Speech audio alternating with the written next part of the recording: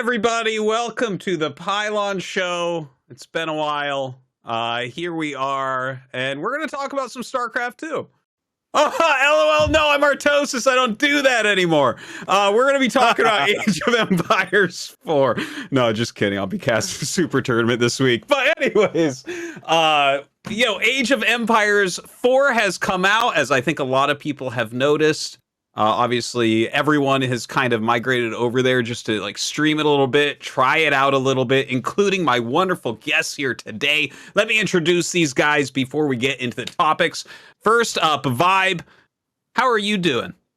I'm doing great, man. And yeah, I'm liking Age of Empires. It's actually been really fun. I hear a lot of people telling me that I'm like one of the few China representatives over there, and I'm so like gung-ho about it as well. Every one of my stream titles is like China's pride and joy and things like that. So stupid. But yeah, it's been a lot of fun. Excellent. And Lowko, how are you enjoying Age 4 so far? You playing a lot? Yeah. I played probably about 50 hours, I think, at this point. So I've played a fair amount, but not as highly ranked as like Beastyqt, for example. I've just been trying a lot of random shit, but it's been fun so far. Yeah, been good. Yeah, well, BC's generally pretty good at games. I'm not sure if we can listen to his opinion on Age 4, though, because he is actually still a Terran player in StarCraft 2. BC, how are you doing, buddy? Wait, I'm not a long time ago. I'm doing pretty well. I've been loving Age of Empires. I got a lot of hours. I think I'm at 120. Nice. So, so far, I'm really, really enjoying it. I think it's super fun to learn a new game. And considering it just got released, I think it's super well balanced and just plays really nicely. Yeah. And UpATree, what are you thinking so far?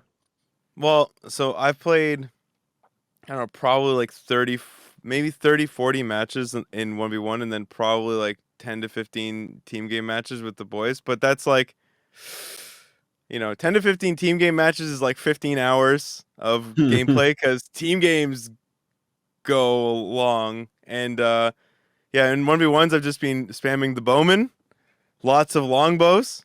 They're very good units, and that's about it. That's exactly what I do, actually. That's my entire ladder history so far. Just spamming the longbows, having a good time. I have 10 hours of only longbows so far, but probably like 3 of that is against me. About. All right. So everyone with kind of a wide range. BC, you actually won a tournament already, right? Almost. I got second. Or very close. I lost to Vortex in the finals, but I played some tournaments. Got to feel out the game a little bit more on a competitive level. But my issue was I played Mongols for like 2 weeks almost. Just before anyone says, I played Mongols when they were, considered very bad. And now they're considered good. But I played only one Civ for 2 weeks. And then when I went into tournaments, suddenly you got to play, up to 3 Civs. And I was like, well, I guess I'm out.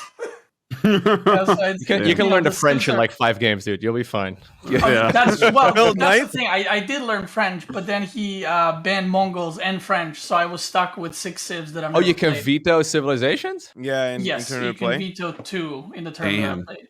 Oh. Basically, I was stuck with, and he knew that I play Mongols and French, so I was stuck with 6 Civs that I've actually never played. Like I've never entered a custom game, so it's.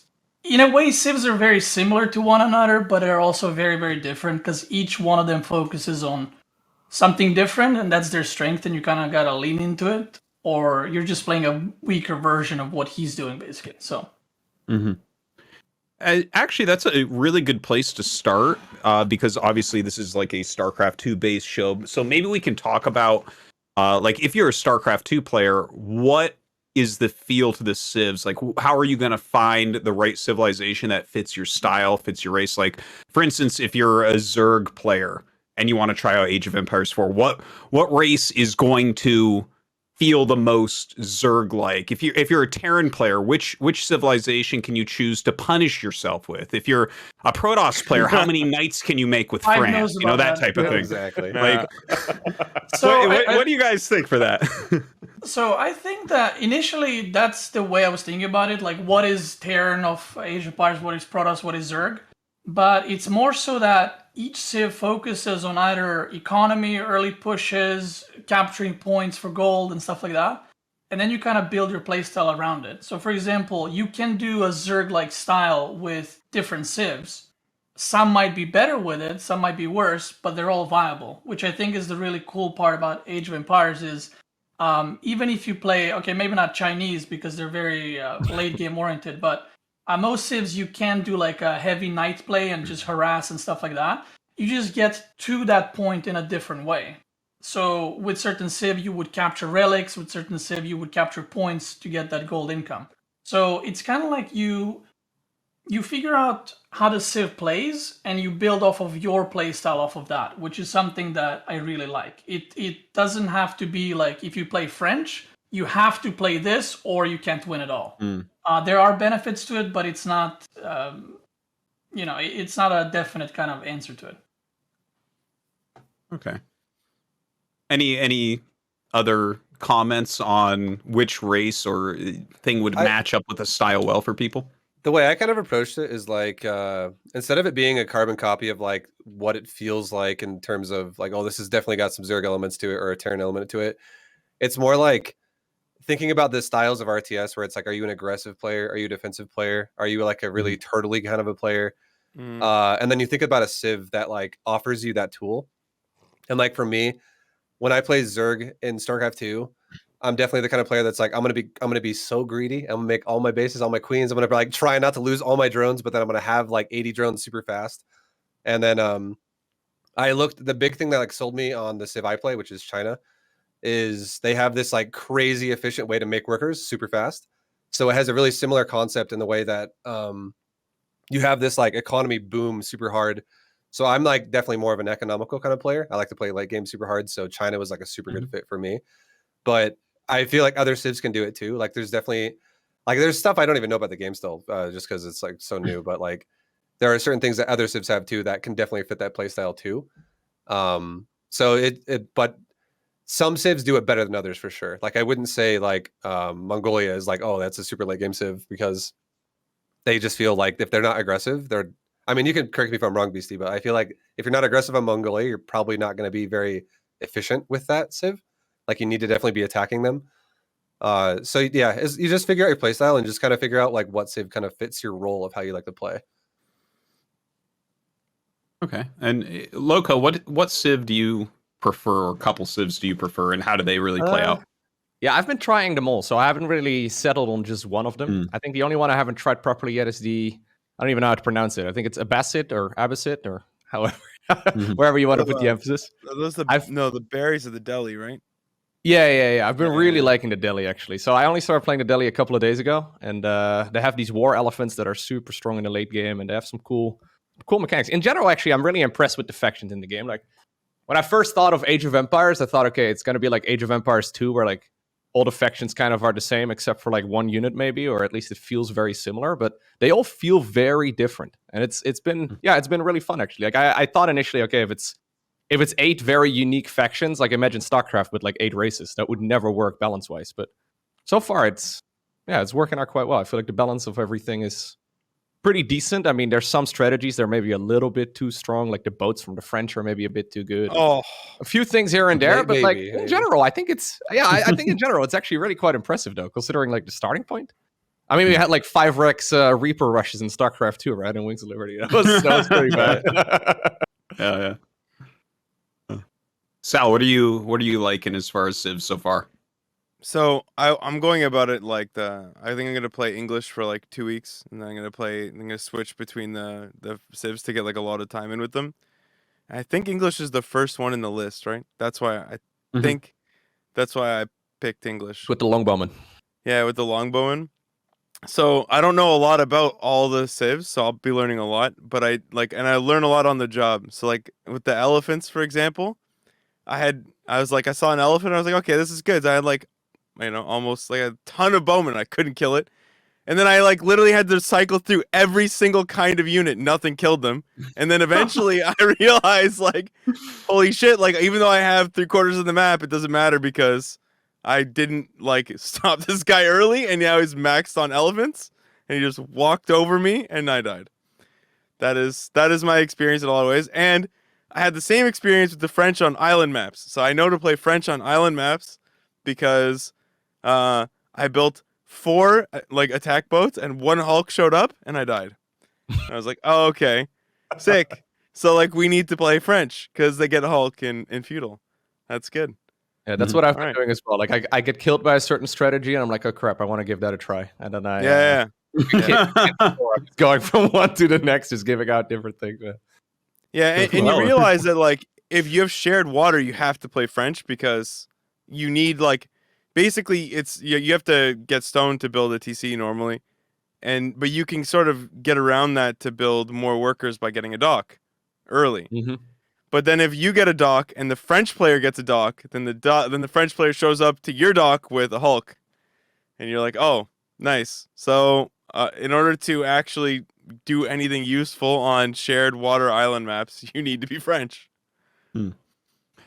Yeah, do you guys think that that's kind of like a problematic thing about it, that basically for people that are hardcore StarCraft 2 haven't really given it a try yet, you get higher tier units, like for instance in tier 2 as France you get like the tier 3 knights and you get the tier 3 ship, right? And that's kind of one of the things that they do to make the civilizations different. But is that going to turn out to be problematic? Because this is, everyone talks about that for the water maps, for instance, that like France is just way overpowered in that regard. I think it actually is something that needs to be changed, because I think a big reason why is because you think about like what you can do to counter it, and you think about like a different game that you had. Like let's just talk about like the ground game for Age of Empires for like 2 seconds, and you have like archers can beat like spearmen can beat cavalry, cavalry can beat archers. You have like options, and you can be creative about how you do them. But with boats, you have one option the entire time. You pick one boat, you get one feudal age boat, and then France gets this like crazy heavy hitter on feudal age as well. And you're like, okay, what am I going to do? I guess I'll just make more of the one thing I can make, and it doesn't work still, and then now I'm screwed. And I feel like the difference of like the cost of what it takes to like incorporate the tech you would have to get something that's actually comparable to that is like 3 more Hulks, and they're just going to have more than you straight off the bat, and you can't like keep up with the amount that they have at that point, and you just still die.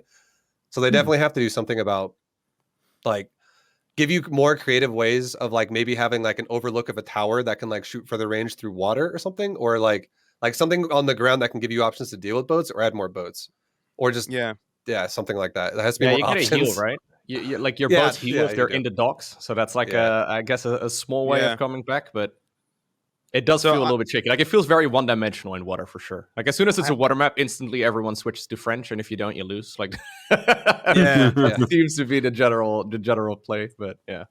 I have a pretty good very easy fix to it. So sorry. No, go ahead. I think there are some downsides to stuff like that, but I think a very easy fix, for example, Rus get knights in feudal age, but when they get to castle, they need to upgrade their knights to be on the same level as everyone else's knights that get it in castle. So basically, you get the weaker knights earlier, but then you have to upgrade them. So I think the simplest fix for Hulk, which is, by the way, it's just broken. There's no way around it. They just need to give French weaker version of the Hulk where they need to upgrade it in castle. So if they rush Hulks early on, they are strong, but you can still fight them. But the downside is if your opponent rushes castle, then their Hulks are just going to be better straight away. But that there's some kind of counterplay. But right now there's just no counter to Hulks because they're just better. It's not, I've tried different ways to counter it. One Hulk beats like 5 ships of any other Civ. Yeah. So you simply cannot contest. But regarding the topic of balance, I do think it's incredibly well balanced for a new game. The only thing I actually really dislike in the game right now, balance-wise, is the Hulk. But no one plays water maps anymore. Everyone just leaves them. Alt F4. So that kind of solves the problem, I guess.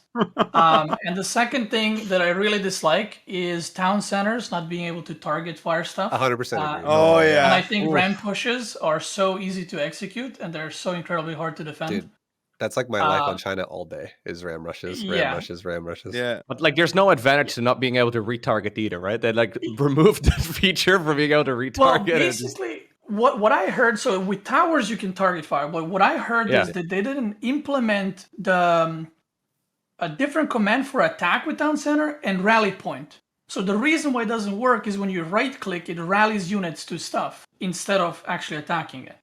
And apparently people are saying it's a bug and that you should be able to, but some people are saying it's not, because in previous Age of Empires you can target fire stuff with town centers. So So it might just be an oversight. I have no idea, but I do think that ramp pushes are just even if it is a bug, you're gonna be waiting. Like they haven't even fixed the relic bug yet.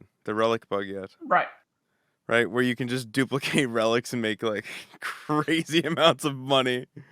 Oh yeah. You can duplicate relics. Explain this to me. I didn't hear about this. Okay, so I have a very cursory knowledge, but the way that I think that it works is that you take your monks and your relics and you store them in the cathedral thing, or is it the university? I don't know. I haven't played the Civ.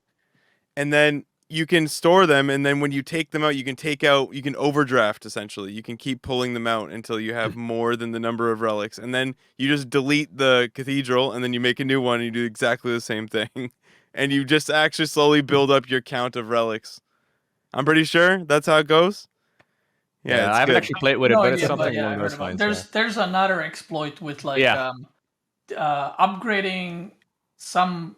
The building health, right? And then deleting your building a wonder and then deleting it, and you get 30% more that you pay. No, so like it adds 30% health to all structures, but apparently it also at the same time adds 30% more return when you cancel a structure. So you can basically build a structure and then cancel it, and you get more money back than you paid for it. Little exploits like that are and people build wonders that are like 4K resources, and then they just like cancel and reset. It's pretty nasty. Sick. And considering like that's the thing, right? That's I think where most people are a little concerned. It's like the Mongol TC rush where you could just plant the town center right next to your opponent town center. Like that took like 2.5 weeks to fix. And they didn't even really fix it. It's more like a band-aid more so than an actual fix to the problem. So I think that's where a lot of people are getting a little concerned as well. I mean, they did announce that they're gonna make a lot of changes still before the end of this year. So I guess within the next month or so, there should be some good updates. But yeah, I think that's where most people are probably a little concerned. If it takes them like 3 weeks before they update anything, that kind of. And these are some pretty serious bugs. Like the relic bug is a serious bug. Like you could pull that off in ranked for like 100%. Yeah, and it gets to a point to where if you think your opponents are doing it too, like just the exploit of that, you're gonna if it happens again and again and again and again, it starts getting to a point where you feel like you're only competitive if you're doing it too. It just kind of makes ladder kind of stupid at that point, so it definitely needs to be fixed pretty fast. Eventually, if it's not a bug, it becomes a feature. So like you play HRE, do the relic exploit, like that's what you're gonna do. It's nostalgic. Yeah, it's a game mechanic. Yeah, you just know something your opponent's gonna cancel. You're like, I'm countering him right now. Yeah, it's strategy. You just argue with like your stream viewers. No, this is actual strategy, guys. Yeah. Have you guys won a game with a wonder yet? I actually have a team. I think a team game we have. It's way more common. I've only played 1v1. Okay, I've only played 1v1. I was gonna say like that seems so impossible to pull off, but okay. I mean, I did once, but I was so far ahead I actually couldn't kill the guy. So I was like, I actually didn't know what to do. It was early on, so I just built a wonder, and then he attacked me, and I defended just like he did, and I was like, oh, okay. But in most games, if you're that far ahead to build a wonder, you can probably kill your opponent if you know what you're doing. So yeah, it's basically a harder way to win, I would say, because you waste so much resources into it. You just take another half hour or so, and then I actually like it though. I feel like not the StarCraft needs something like that, but like the idea of like stalemating, taking like and doing nothing for like 2 hours while you're just sitting on like two sides of a turret line or something like that. Yeah, and the fact you can just plop down a wonder, and I like the like. Once you build the wonder, your opponent has a moment to decide, like, are we going to steal the sacred sites? Or are we going to attack this guy? And so you have like 4 minutes where you can run around the map trying to steal all the sacred sites before your opponent's wonder like gets lower than like 8 minutes or whatever. And it's a really fun dynamic, because in order to really build a wonder, you also have to have control of at least one sacred site, or you'll lose. Yeah. I feel like a good comparison to... I feel like it's a really good addition to have like multiple ways to win other than just like killing someone's base in Age of Empires 2, because I feel like the comparison to that in like a game like StarCraft would be if everybody had some form of Terran and you could just make planetary fortresses across the entire map, which is what keeps are in Age of Empires, and you also have walls on top of that, it makes it so much more defensible to like actually turtle your base super hard if you want to. So actually not like winning the game by defending your base actually makes sense in a game like that, where you force your opponent out rather than both of you just sitting there the whole time. Yeah. No, I like it too. Like initially I was a little hesitant that, you know, there's so many different ways to win. I mean, it feels like so many different ways if you're completely new to the game. But I guess with StarCraft, you're forced out on the map because, you know, your minerals run out, your gas run out, so you have to expand. But in this game, like there's infinite resources, right, with farms and stuff. So if you put down some farms, you will get food indefinitely. But it's pretty clever. Like I especially like the sacred sites. Sacred sites are pretty clever. So for those of you unfamiliar, like you just take a couple of locations on the map and you get a couple of gold boosts, but you simultaneously also create a win condition. It's nice. Yeah. Did anyone lose a game by losing all the landmarks and not knowing that's a win condition? That's happened, yeah. I was hitting a guy and I had my first, like I had my landmarks in the front. And I'm like, oh, I'm winning, you know, I'm killing his economy. And he kills my TC and it's like defeat. And I was like, what? I was like, I've got a house over here in the back. What do you mean? And my whole chat is just like landmarks KW. And I'm like, what happened? And they're like, well, if you lose them, you lose the game. And I'm like, oh, that's cool to know. Like the guy had nothing left. Do you guys think that the multiple win conditions, like if we talk about high level competitive play, will be something that you actually see multiple win conditions used when people are really, really good at this game? Because it feels like to me, like you guys were talking about there, like, is anyone actually ever going to go wonders? Like maybe, I guess, in the equivalent of a Terran versus Terran stalemate, right, with the mass ravens, you could see something like that. But like, it seems like there will be one win condition that is like 90% of the time at least. That's just kind of my gut feeling playing RTS for over 20 years, right? What do you guys think about that? My suspicion is that, you know how, like, you always say this too, like, RTSs start out very aggressive, and then they slowly move to more standard and macro-focused games as people learn to, you know, defend everything and then also be greedy at the same time. My guess is that as the game becomes more and more and more figured out, you'll see it more and more because you'll get to those, like, later games more frequently. But they are, like, on most maps, holding all three sacred sites, it means that you need to have a very serious advantage. Like, you can't just be a little ahead. Like, they're usually, like, one of them is in your opponent's base. Like, it's really hard to actually hold it without being insanely ahead.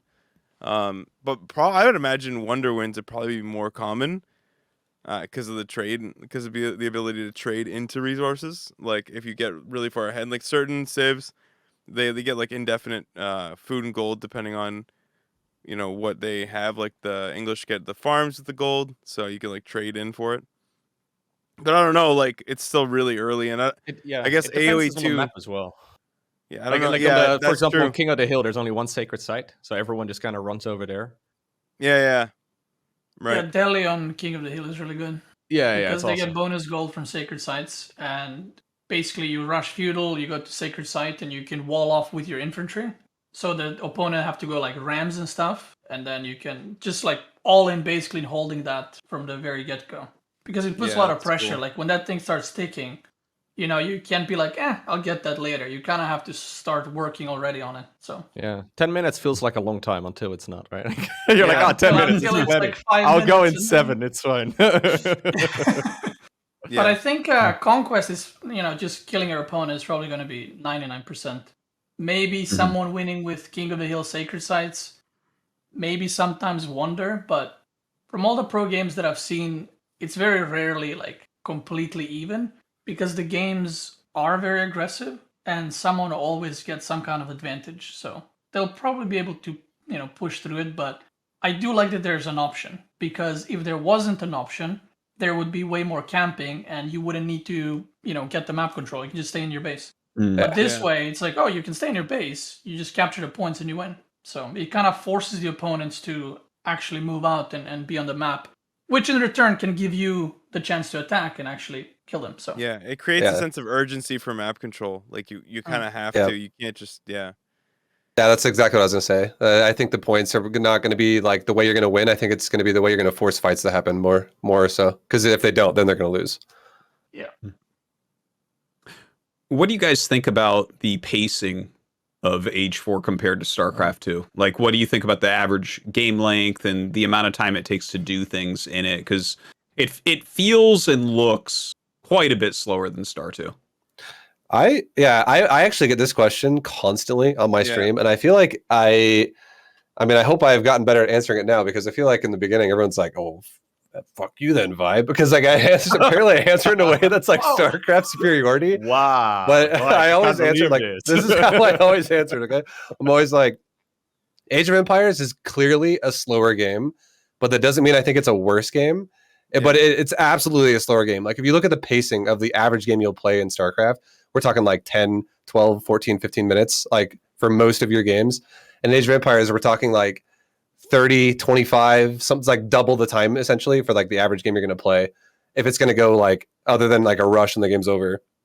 But I think the pacing for Age of Empires is, I don't know. I feel like it's good based on the way I like to think about it too is the way units move across the map.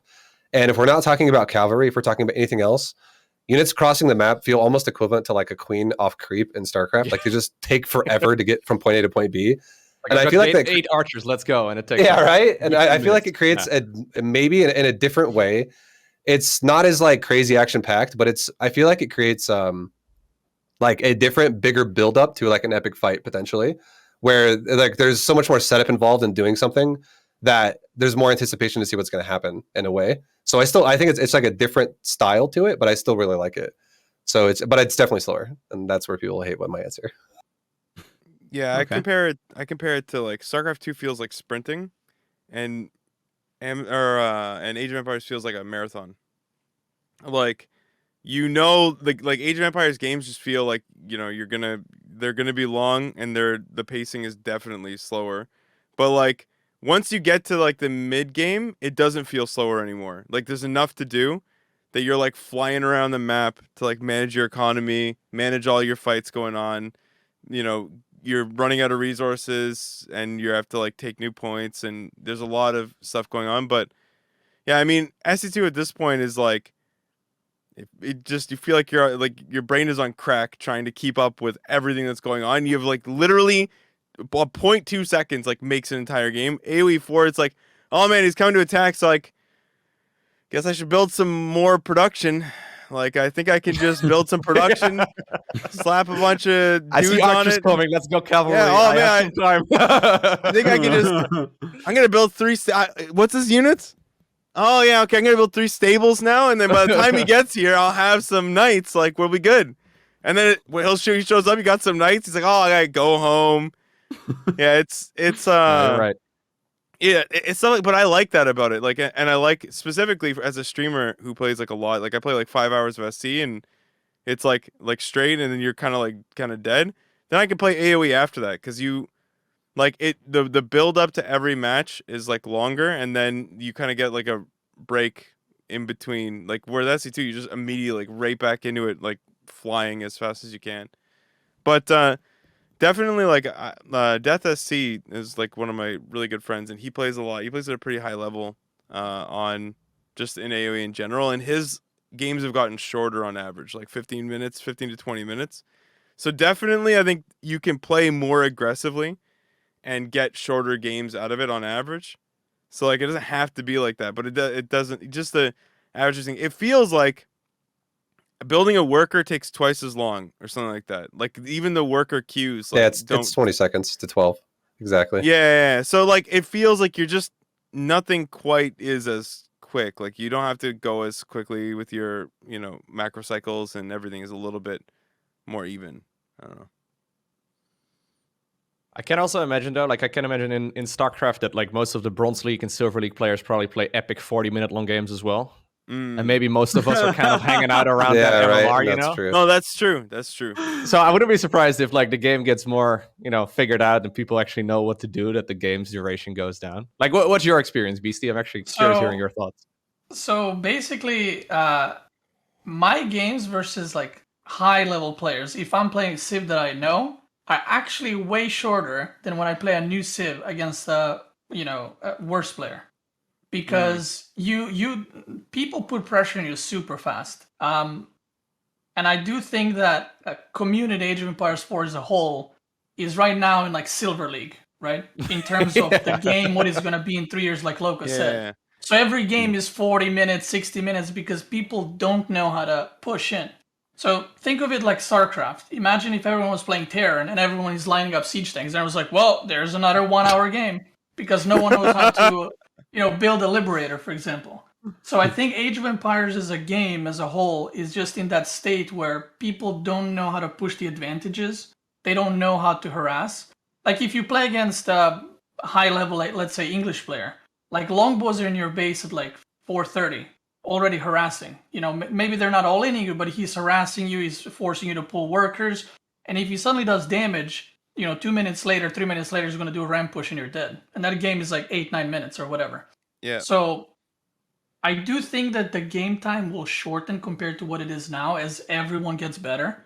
But I do think that StarCraft 2 for me is way too fast. Maybe because I'm, older now, but I enjoy Age of Empires gameplay way more. Just how it plays out. I actually really enjoy a lot of StarCraft 2 people's complaints that watch my stream that the Dark Age is too slow. There's nothing happening. But I actually really enjoy that. It gives you time to, scout the map, actually see what's going on. Okay, I can put a wall here. I can go for this sacred site. Oh, his food is exposed. Maybe I can go for, cavalry harassment and stuff like that. And if Dark Age was shortened, that wouldn't exist. And I really enjoy that part. It's kind of like a strategic build-up because each game, you kind of have to figure out the map and play according to it. But I think once you reach Feudal to Castle Age, the game is super action-packed in terms of like harassment and just trying to scout your opponent and stuff. And compared to StarCraft 2, I would say, to try to explain it the simplest way, Age of Empires has way more things to do, but in StarCraft 2, to do less, you have to play faster. Once I reach, for example, Castle Age in Age of Empires, you have to do so many things. You have to get the upgrades, start transitioning, get the scouting, get the relics, get sacred sites, continuously expand. While in StarCraft, you take a third and then you move your army around the map. And I make it sound very simple, but most of it in StarCraft is just macroing, right? Making units, making sure that the army is in proper position where his army is. But in Age of Empires, there's so much more just to click and do. And I do think that Age of Empires is a way slower game as a whole, but I think that APM in Age of Empires benefits like greatly because there's just more options for you to do. So you can't do everything at the same time, so you kind of have to assign yourself what you're going to do first and what you're going to focus on, which is something I really enjoy. It's more strategic in terms of options. I also feel like it's with the APM thing specifically, because like in SE2, things tend to be like localized. Like you have stuff going on in your main, like, and then you have stuff going on in your natural, like in a tight radius.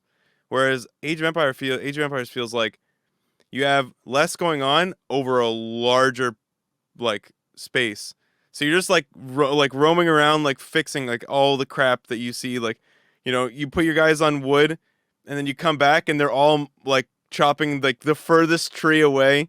Like taking the longest possible road because it's just like how their path is. So you have to like reorganize them or build a new lumber camp. And you have even, it's not like with SCVs or whatever, you just put them to mine and then you just build the right number and then you're kind of like done. But with AoE, like you're constantly, fighting the AI a little bit, but not too much, like a healthy amount. Like that's what creates the efficiency is like you go around micromanaging the macro as well as like the units themselves. I don't know. It feels like you always have something to do, but you don't have to be like, there's nothing specifically that you have to be doing or you'll die. Like, which I kind of, right? It's kind of like Zerg creep spread and Overlords. Yeah. You don't have to do them, but there's so much to do with Zerg in the game. You're never out of things to do. There's always with Zerg creep spread. It's like, you don't have to do it, but like, if I rock up to your base and you've got no creep spread, I'm like, in 5 minutes, I'm going to kill you. You're going to die real bad. Like, your units are going to be slow. I I think one thing I really like about Age of Empires as well, about the economy, is I feel like the economy ramps up to a point that is more rewarding for a higher level player as well, like as you get more workers. And I think the big reason why that works like that is because in StarCraft 2, you have a maximum amount of workers that can do something at a time. Like you have 3 on gas, and you have like basically 2 per patch. And then you have to take another base to keep that going, and that's fine. But in Age of Empires, you can actually, like, if you spread yourself out, you can spread yourself out, but you can super stack something. Like you can fully surround like a gold patch. And it would be like having like 12 SCVs on 1 mineral patch or something like that in comparison. So if you actually have good map control, you can spread yourself out super fast, or you can even aggressively take the forward resources and work backwards.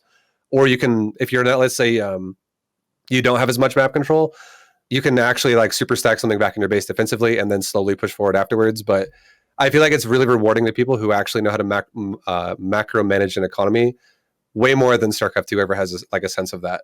So I think that's actually a really cool thing about the game too. Yeah, the economy seems to be way, way, way more complex in a lot of ways. Like even just balancing so many different resources. What are your guys' like full take on the amount of different resources and learning?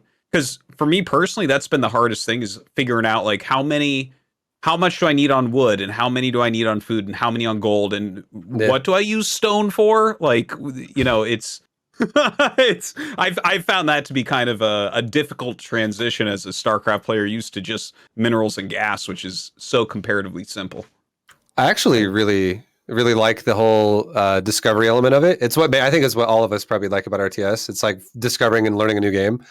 And I feel like what I do, like basically my method is I just trial and error. I'll like do something and be like, okay, this felt really bad, so I'm not doing this again. I'm going to do something else next game.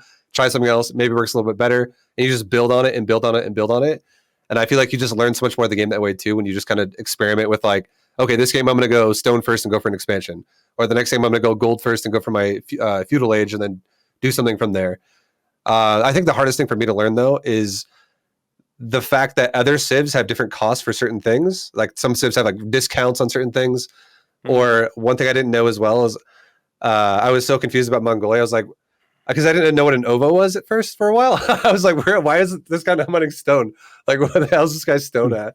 And I didn't know that you like it's only wood to expand with that civ. So learning what other things are is a little more complicated, but once you learn it, right? But I think it's cool. It's definitely, the discovery process is fun. Yeah, I think there's a lot of optimization. Like initially, I was definitely struggling as well a lot, where I had no idea where to put anything. Seems like if anyone wants to try, it's like 7 on food, 3 on gold, and then whatever you like. That seems to be a good starting point. That's how I do it. Yes. Yeah, just kind of put a bunch on there, and then you kind of figure it out. But it also depends on what the follow-up is going to be, right? So say you're playing the French and you want to make the Knights. In general, the Knights cost gold, and all of the other like more basic units in the second age, they all require just food and stone, or food and wood rather. So there's like a planning as well. Like you can't just get to the second age and think, okay, now I want to make, this unit. Say I want to make Knights and I've been gathering wood the whole time. Like you have to already plan in advance what you want to be going for.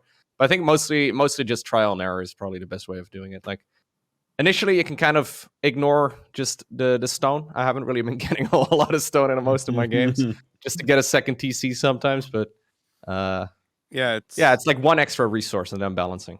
Yeah, it's too fun in feudal and in castle, and like stone usually pays off for most civs, it seems like, in imperial and like late castle. So you get your stone for your TC, and then you're off stone, and then you just never touch stone again, and someone dies.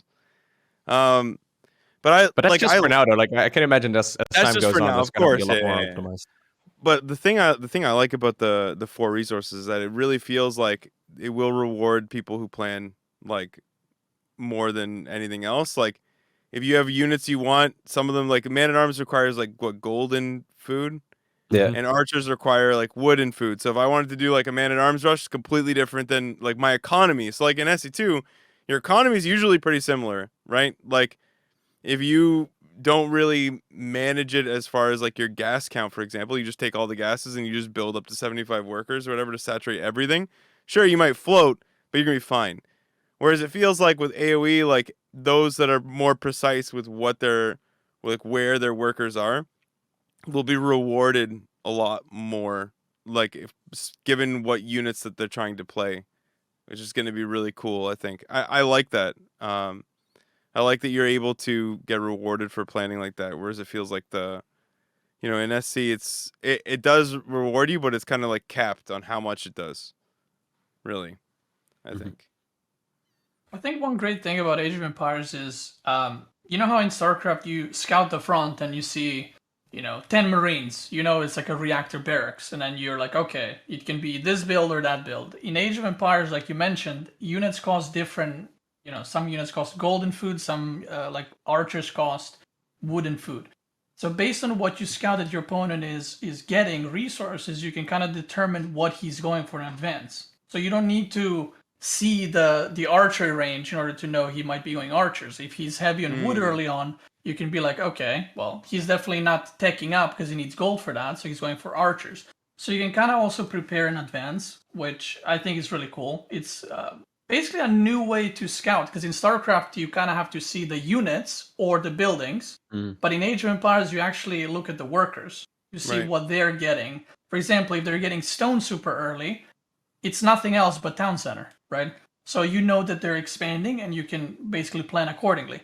But the resource management is extremely hard, actually. Like, It is. I think I the agree. best way is trial and error. You cannot calculate it because, like they mentioned, each civ has different bonuses. Some gather faster, some units are cheaper. So you kind of have to play civ and figure out where the resources are going. And the moment you see that you have too much of that resource, then next game you should be like, okay, I should put 2 workers less on that, or 1 worker. And the 7 food 3 on gold thing, I tested that with berries recently with Delhi, because they gather faster with berries. So I was like, do I need 7? Can I use 6? So one game I would try 6, and I'd be starved for food. I'm like, well, next game we'll try 7. So you kind of have to make these adjustments as you go. But I feel like past feudal, like once you enter castle, the economy is just chaos. Yeah, no, that's what I was gonna say. Yeah, I don't know if anyone's ever gonna get it, because even if you have optimal amount of workers on wood, for example, if suddenly you forget to build a new lumber camp, the workers will be farther from the lumber camp, so economy goes down. Yeah. So I feel like Castle Age economy is very on the fly. Up to then, you can have a very like optimized plan and build order, but after that, it's a lot of what you can do in the moment. And I think controlling the map and just controlling all the resources is super, super important, because basically it gives you more tools and economy to play against your opponent. Because if they're stuck, near their base, then you will have more economy simply by, for example, if you control the map, you can get all the food, the deer and the berries and yada yada. If the opponent doesn't, they need to build farms. So they actually need to get more wood in order to get food. So that's your kind of advantage. So there's so much, I feel like, complex stuff. But if you're noob, if you're new to the game, food you need it for pretty much every unit. Wood is for buildings and like archers and siege. Gold is for teching, upgrades, and any fancy units. And then stone is pretty much for expand and wall and keep, right? yeah. Yeah. I think the best system I found, because I completely agree with you that Castle Age is absolute chaos. Like it's just like, okay, now I have like 3K of this, it went down, now it's back at the 5K, it went down. And I think the best thing I've discovered for myself, and I play, again, this is coming from someone who plays extremely greedy. Anyone who knows Age of Empires, I'm a Song Dynasty 3 TC guy, like all the time. So it's like, I have like 100 villagers like by 13 minutes every game. Or like 10 minutes, just I don't even know. It's just as fast as I can go, basically. But I feel like if you one of the interesting things that like an easy way to explain it that I've kind of discovered is if you want to play Castle Age with like static mostly, like you just explode stone into castle and then you just like throw down static all over the place, like keeps and walls and stuff, like BC just said. But if you want to go for a army explosion on like castle, let's say you want to make knights or something, or like a lancer or like your men at arms or your crossbows or whatever you want to do. I feel like exploding food first and then exploding golden food or wood first into food, and then you already have gold going as well. That's probably the best way to do it. And I feel like the reason why that is because your military producing buildings are always pure wood and they're one-time expenses. So if you can kind of calculate how many buildings you think you can operate. Let's say you want to do like an 8 stable timing or something like that. You just explode wood to what you think costs, like the 8 stables would cost, and you just like rotate it off, and you have like barely any on wood anymore, and you just fixate on the other resource, and it balances out pretty well after that. I feel like. Okay. Now the other part of the resources is, and this is kind of like a bigger question, is the random map generation, because obviously this is one of the biggest differences between StarCraft and Age of Empires. So the random map generation, it's like you have a general idea of what a map is like going into it, like some of the features that will be there, but it's randomly generated. Your gold mines move, your berries move, your sheep are all over the place, and you have to kind of scout that out, right? And that can work in your favor, that can work against you. You can kind of adapt to how that is. What is your guys' feel now that you've all played a whole bunch of Age on random map generation compared to what we have in StarCraft, where these are very carefully planned maps that are always the same? So initially, I think initially and right now I'm really enjoying it, but I feel like it's one of those things that's going to frustrate me to no end if I play it more. If I'm going to keep playing it, at some point I'm like, oh my god, okay, I got the berries once again close to the bridge, GG, right? I feel like at some point I'm going to get really triggered by it. For now, it's been fun. I know that in tournaments, I believe they use seeds most of the time, so like it's a standardized layout, if I'm not mistaken. Does anyone know this for sure? At least that's what someone in Twitch chat told me. So Twitch chat doesn't lie. But, This would be probably not true then. No, but I don't know. I don't know exactly. But if there are like standardized seeds they use for tournament maps, I don't think it's much of a problem. But like the berry example specifically, like I had a game yesterday where the berries, I was playing with the deli, which are very good for berries early on, or fairly good for the berries, and then the berries I had close to my base were literally right next to the bridge that my opponent could attack from. Just like unfortunate spawns that make it, it can make it a little fun, but I'm not entirely sure if I want to mix like StarCraft with Hearthstone, you know what I mean, where I'm kind of relying on some luck here and there as well. So I'm a bit conflicted. I think I like it, but I can imagine for competitive play, it's going to be very frustrating. I think it'll really determine, like something like that with the berries. Like you'll have to choose the civ per map more carefully there. Where like, if there is a pass like that where you can actually be attacked early, you probably don't want to play them. Yeah. Right. And I think that'll be a lot of it. Like that's why I don't really know if something like French and Hulks is really a problem. If they're like, it feels like a problem because so many maps in the pool and like in the ladder pool have a lot of water. But if there was only one and you drew it 1 out of every like 12 times, like would you really care about playing French 1 in 12 times? But like if it's 3 and 4, and it feels worse. I don't know. I feel like the random map generation makes it interesting, and because Age plays slower, like you can adapt pretty easily. Like it's not as refined as, I don't think it has to be as refined as StarCraft. I just think that you can adapt. Like in SC2, I don't think you could adapt. I think that you'd have like maybe Zerg would be like busted because less of your base or base layout and all this stuff depends on your layout, like your building layout and stuff like that, or your walls or anything like that. Like Zerg doesn't feel like that. Mm-hmm. Whereas in this game, like every game you have a couple minutes to think about how you want to do, like lay stuff out and do stuff, right? Keeps you on your toes a little bit. I don't know. I don't think it's wrong. I enjoy the randomness, and I don't know that the randomness is something like, obviously sometimes there are problems, like apparently sometimes the map isn't split evenly, or like there are more sheep on one side than the other, or like more berries on one side than the other, and then the one race doesn't get what they're supposed to, the one civ doesn't get what they're supposed to, depending on like their advantages. But like if they had all that worked out, like if all the bugs were ironed out and it was like a fair exchange, I think it'd be fine given the pace. But I don't really know, like at the highest level and in like a year or two, not talking about now, but like down the road, would it still be fine? I'm not sure.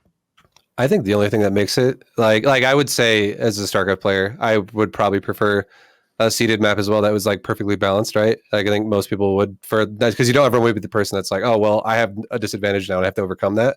But I think the fact that the map is blacked out at the start of the game makes up for that a little bit, because you don't know if you have an advantage at the start, and it creates Right. more of a dynamic at the start where you have to actually scout and figure things out, like what Beastie was saying earlier.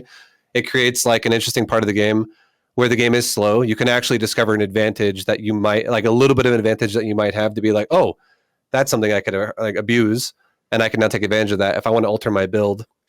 If I scouted this thing early enough to figure that out at a time that still works or something like that. So I think it creates interesting storylines to the game that need to be discovered because of the blacked out map. But I think that it does need to be something that has like limitations on where it can't be like, okay, well, like a berry bush could be anywhere from 5 to like 12 range away from your town center. And if you get that 12, you're like, oh, okay, well, that's just really bad. And I'm super exposed now.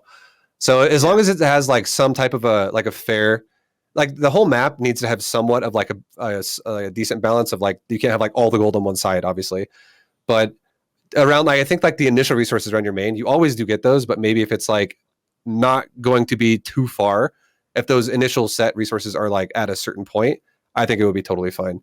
But yeah, I don't know. I still would be in favor of seeding probably. I actually really enjoyed the random generation.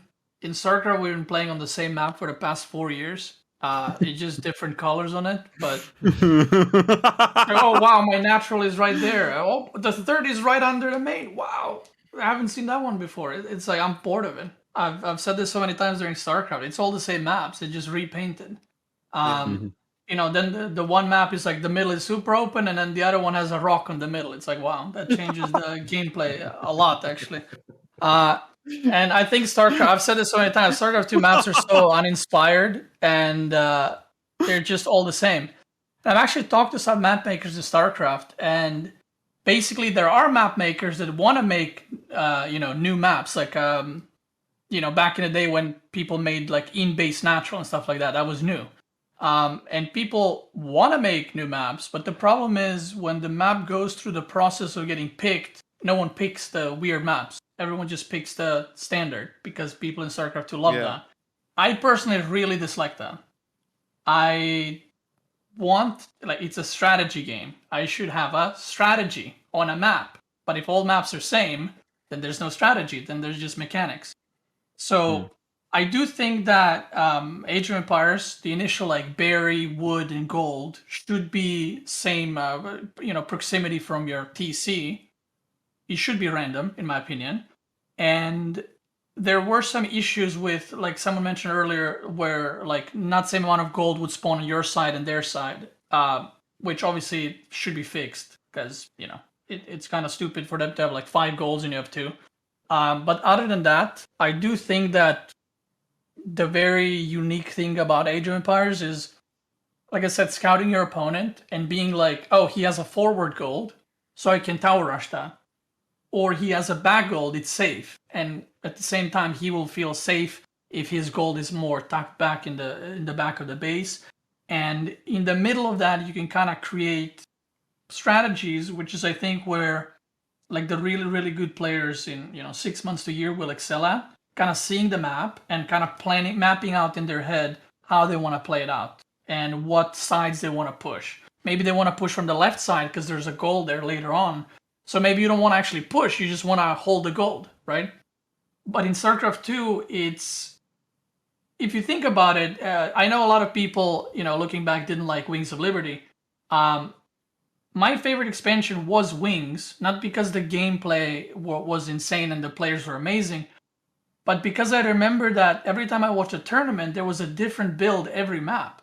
And I was like, wow, you can, put your siege things there, or you can, I don't mean Lost Temple, or, you can proxy on this spot, I've never seen that before, or someone lives to the gold. And as ridiculous as it is, that is a strategy game. It's not just making units and microing them. And a lot of the arguments that I've heard is that it's not possible, the maps have to be the same. But if you look at Brood War, the maps are all different. Like, they're crazy with the blockers, with the mineral blockers, and Brood War made it work. So I think the reason why I enjoy Age of Empires so much is because the maps are randomly generated. I like that they follow a certain pattern. If it's a river map, it has a river, it has some fishes, but you don't know where they are. You kind of have to scout. So it encourages the decision making. Do you want to scout your opponent? Do you want to scout around your base? Or do you want to scout around their base to see what they have and what you can do? So that's something that I'm personally up for way more than, the map being set in stone and kind of focusing more on clicking buttons rather than making decisions. Yeah, I think that's actually pretty well said. But I wonder if in the long term will that continue. Obviously, StarCraft 2 is 11 years old, 12 years old almost.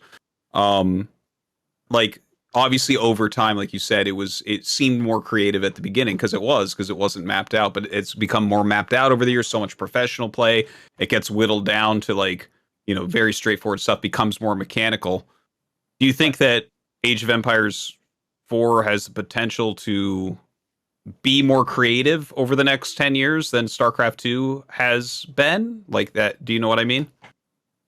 Yeah, I think so, because there's also like a tab for user-created maps, I think, when you go to host a game. So I'm pretty sure there will be maps that, people will create. Maybe a map where, I don't know, there's no deer on that map. So that... I meant more like the in-game play, right? Because the randomly generated maps and the fact that it's a new game, it's like you have to be kind of more creative right now with the play. Whereas if you look at StarCraft 2 pro gaming, there is still creativity for sure. We still see some, but it's not like when you watched earlier on, right? Because that's kind of the normal lifespan of an RTS. I think people will... the meta will change. So... And with the meta, the strategies will change. I do think that players will have more mapped out build orders and styles. But if, for example, your style is to go fast castle and then you get tower rushed because your goal is forward, you can't really do that anymore. So you kind of have to switch and transition to something else. So while I do think that builds will be more refined, there will be way more different play styles. And having 8 civs, the variation is insane. How many maps are there? I think it's like 14 maps, or maybe even more in the current map pool. 14 maps that are specifically generated, and then there's 8 civs that all benefit from different things. I don't actually think that the maps and the playstyles will ever truly be mapped out unless they would bring it down to like 3 maps or 5 maps, and you only play those 5, because there's so much variation between the maps and between the civs and how you want to play that I think that's what keeps it fresh, to be honest. If everyone was playing, French, English, and whatever, Mongols, I think the game would go the same way as StarCraft 2. But, in probably 6 months, they will add another civ that will probably be very different. So then suddenly you have to play differently against that civ. But there's also like a lot of metagaming already happening, and this will continue. Like, for example, people pick like English on super small maps because they're good for rushing. And initially it was English versus English. But now people are like, oh wait, I can actually get counterpicked and I can rush castle and just counter what he's doing. So as that happens, the strategy on that map completely changes. It goes from a rush map to kind of like taking fast map to prevent the rushing. And then people will counterpick that and so on and so forth. So I think it will continuously change as long as all or most civs are playable. If, there's not a civ that's just terrible and you never pick it. Would you guys agree with that sentiment? Yeah, that definitely makes a lot of sense. I mean, obviously, I pay attention to a lot of my current games, right? I'm like, oh my god, that's bullshit. Like my berries were too close to the bridge, but it does make a lot of sense strategically speaking. Like, basically, what Beasty's trying to say is that he wants strategy in a strategy game. That's what I'm hearing. This is kind of wild. That's blasphemy from a StarCraft crazy. Let's talk about Lowko's berries, right? You got rushed in berries. That was his decision. He saw that and he said his berries are too close to the water. Yeah. I'll attack that. Imagine if there was no option for that. His berries are safe. He just doesn't do that. Does that make the game better or worse? And I think that's kind of subjective what you prefer. I prefer it to be a decision that he makes rather than he out-microed your army and killed a villager. So. Yeah, that's a very good point. Yeah, I think while you were talking about that, I was thinking about the fact that if the maps were seeded, it might turn into a situation where if it's like, oh, this is a really good like specific resource for this map, you might be like, well, that means that I have to play one of these 3 civs now because they're the best on this map. And then it would make the game really stale in the sense that it's like right now, when you get a water map, your opponent's always going to be France. And you're like, okay, yeah, well, they just play France every time because that's just the best for this map. Because it's, even though it's not seeded on water, you know what is the best on water. So I totally actually agree. In a game like Age of Empires, that seeding would actually make repetitive civs like crazy. And at least if you had randomly generated maps, again, I think the blacked out map at the beginning definitely helps not be able to just like straight up abuse something right away. You have to discover what you want to abuse, but you would actually get way more variety in civs with randomly generated maps. So you converted me, Beastie. I'm on your I'm on your side now, dude. I think it's a way better idea for a game like AoE. I do. I think it's just too many variables for you to actually like conceivably map out, even for like one civ. When you get the maps like involved, like with SC2, like there's still a lot of variability in a match, even if you have a plan. But this was like crazy town. There's so much shit to think about. Like I don't know if you can only have like a general plan. Like you could have a plan, but then there's what the other guy does, what the map does. Like there's so much going on. I think like as long as you have like 4 viable civs on a map style, on a map type, it's going to be really hard to map it out to be like as refined as StarCraft. And honestly, like I like that they both exist. Like when I play SC2, like I feel like a well-oiled machine. Like, but you're right. Like I don't feel like I'm thinking that much, right? Like here's a really good example. So like sometimes I get in an argument with my Twitch chat, and I feel like I wake up like 12 minutes in the game, and like I have an army, and I have like all this shit on the map, and I'm like dropping people, and I'm like, I was like, wait, we were just arguing about how the Blue Yeti's terrible mic. Like, what do I have all these units? Like, what's going on? Whereas with AoE, if I did that, I'd be like, all right, so I've got like a barracks and like 50 workers. Like, what are we doing with that? Like, this doesn't feel like the same level of refinement, but that's good. Like, I like having both. Like, I'm okay with SC2 being like, 90% mechanics, 10% strategy, and then and AoE just feels not like, it just feels like more strategy, but not particularly lower in mechanics. Like, it's just, yeah. I don't know if that's because SC2 is like 11 years, which is a long time for a game to be as good as it's been. Or if it's just by design. Like, I don't know if AoE ends up there. Like, it's very early. Like, everything that we've gone through in a year, we'll look back and think that we're idiots. Like, if we continue to play, like, it's very young still. Right? Like, there's still bugs that can make it, like, impossible to lose, which is, like, ridiculous to think about, to be honest. Mm-hmm. Okay. Now, I liked you guys bringing up like the random map generation allowing lots of civilizations to be played on such a big map pool, but wouldn't part of that be the civilizations aren't that asymmetric to each other, so you can kind of go between civilizations more easily than you could go between races within StarCraft 2. So I just wonder how you look at that. Like if you compare civilization asymmetry to race asymmetry in StarCraft 2, and like what do you like or not like about that? Because does that make it a bit more bland? Because obviously, like the feel of Zerg, Protoss, and Terran are it's very different compared to comparing English to French, right? In Age 4. What are your thoughts there? So I love StarCraft, right? Like go. it's tricky for me to play anything but Zerg, just because I've played so much Zerg over the years. I think strategically speaking, it's really nice that you can switch from one faction to the next, and that you can actually switch as well in a series. Like in StarCraft, obviously, in most tournament rules, as far as I know, you can't just switch race halfway through a series, right? Like, okay, game number 1, I played Zerg. Game number 2, I'm going to play Terran. Like most tournaments don't allow that. It's a completely different approach to balance, but I don't know if I'm liking it right now because it's so new and because it's so fresh, but at least for the time being, I definitely like that I can switch from one civilization to the next, and also like just try out different strategies. Like, say for example, I'm playing with the French and I lose to, I don't know, a random faction. I can easily jump into a game and try out that sort of strategy myself. Whereas with StarCraft, it kind of feels like you have to start again at like, you know, maybe a baseline that's half decent, but you still have to learn a lot more base mechanics, whereas the mechanics will carry over and it's mostly just unique units and unique strategies. Yeah, once again, I think it could definitely be a bit more of a strategy game than for example, StarCraft.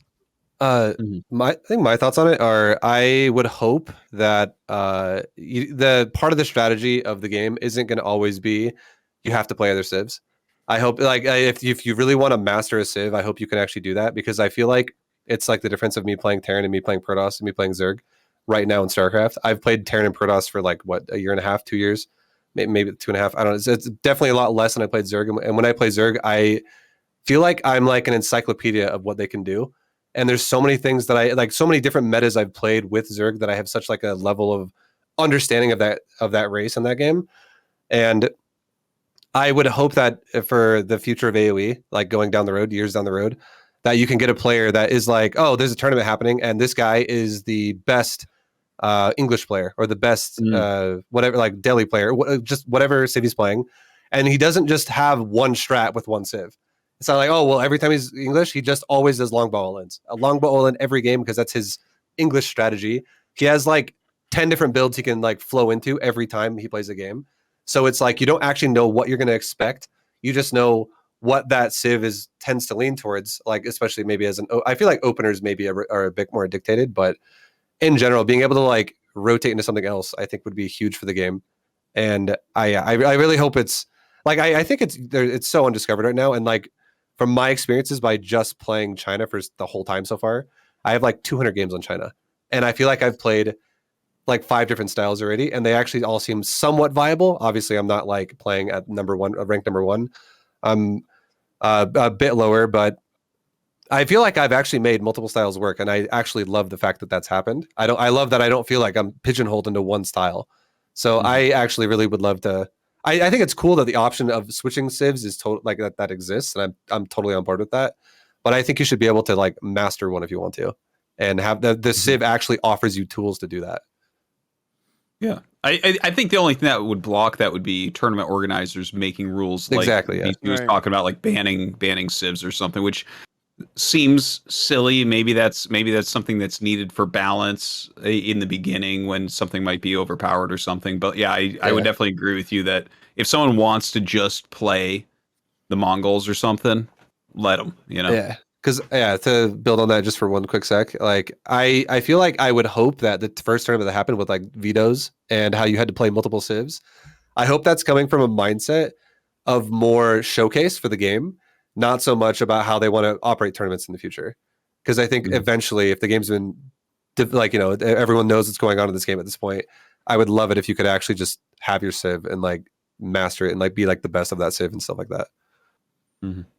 So this actually bothered me quite a bit when I started playing Age of Empires, because I played Mongols for about a week straight. I enjoyed the play style. I was like, oh, that's my main civ. And then people were like, so when are you going to learn other civs? And I was like, why would I do that? I play Mongols. And they're like, well, you can play tournaments because you need to know at least 3 to 5 civs, or 3 to 4 civs. And I was like, why? And they're like, well, if you win with a civ, you can't play it again. And I'm like, that's so stupid.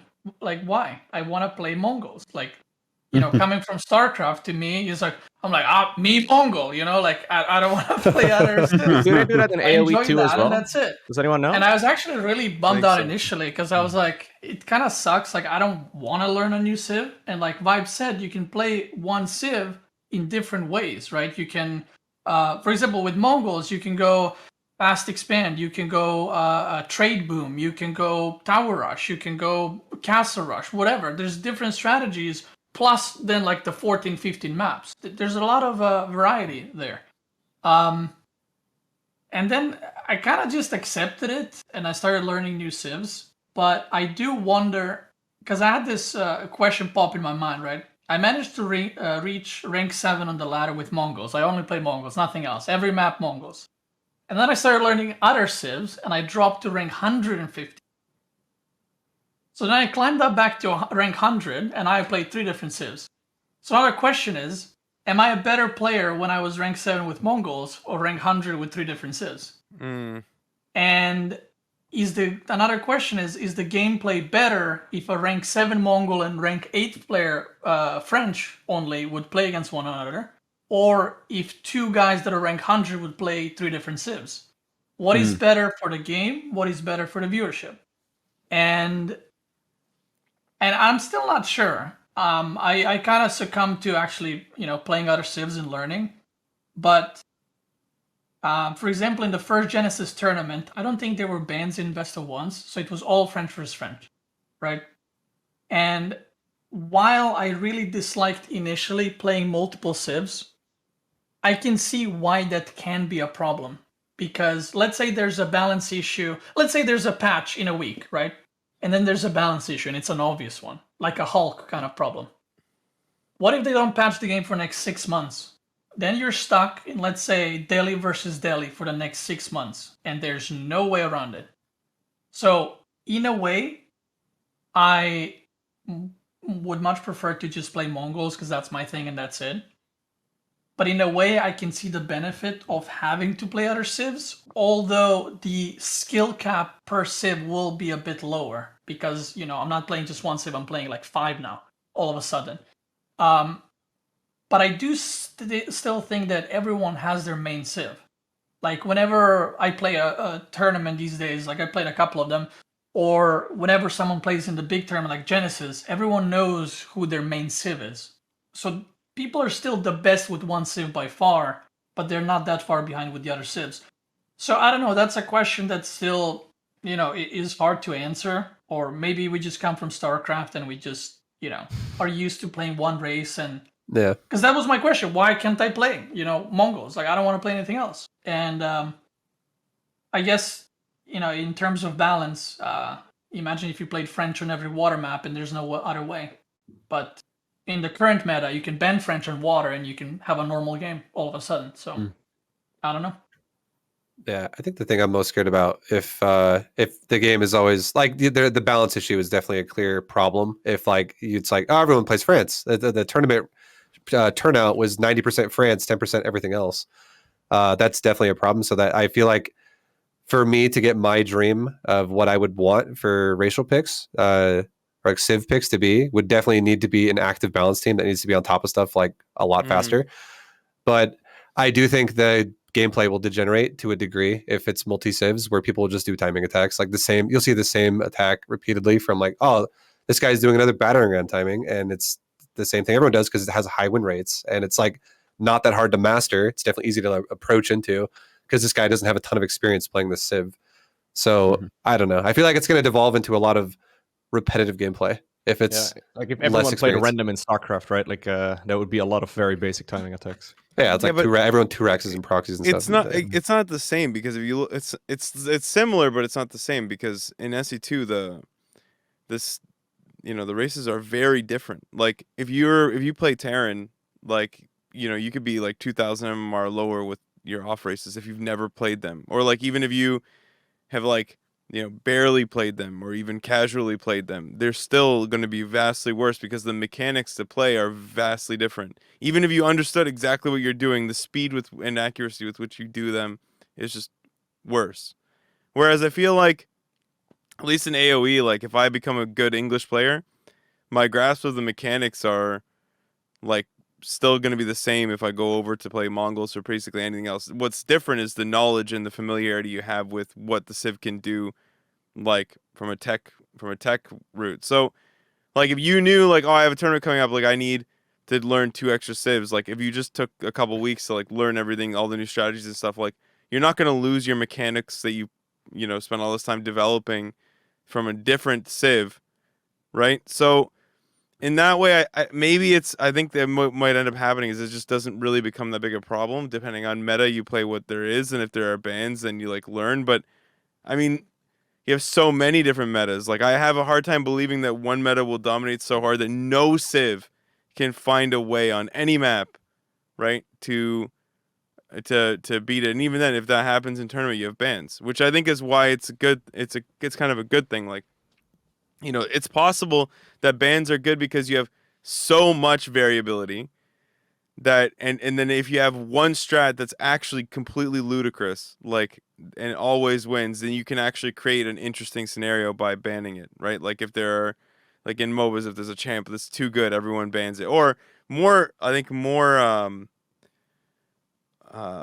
is it Smash? Which fighting game was it? They actually banned a fighter because it was like too insane, or like it's the same kind of deal where like something is just so good that like it would just completely ruin the game, right? The ban system kind of accounts for that, where it doesn't work in SC because there's not enough, like there's only 3 races and there's not enough variability, right? It's actually, quite well defined. In this case, somebody could come up with something and for 2 months it could dominate before someone figures out a way to beat it, with a different civ, because there's so many options, like to choose where to even start to explore to beat something, right? You have to be like, let's say you have to know all 8 civs well, and then you have to actually play games against the same strategy that you're having trouble against with all 8 civs with their different styles, right? Just to try and figure out what is good against like whatever is being abused. So like I don't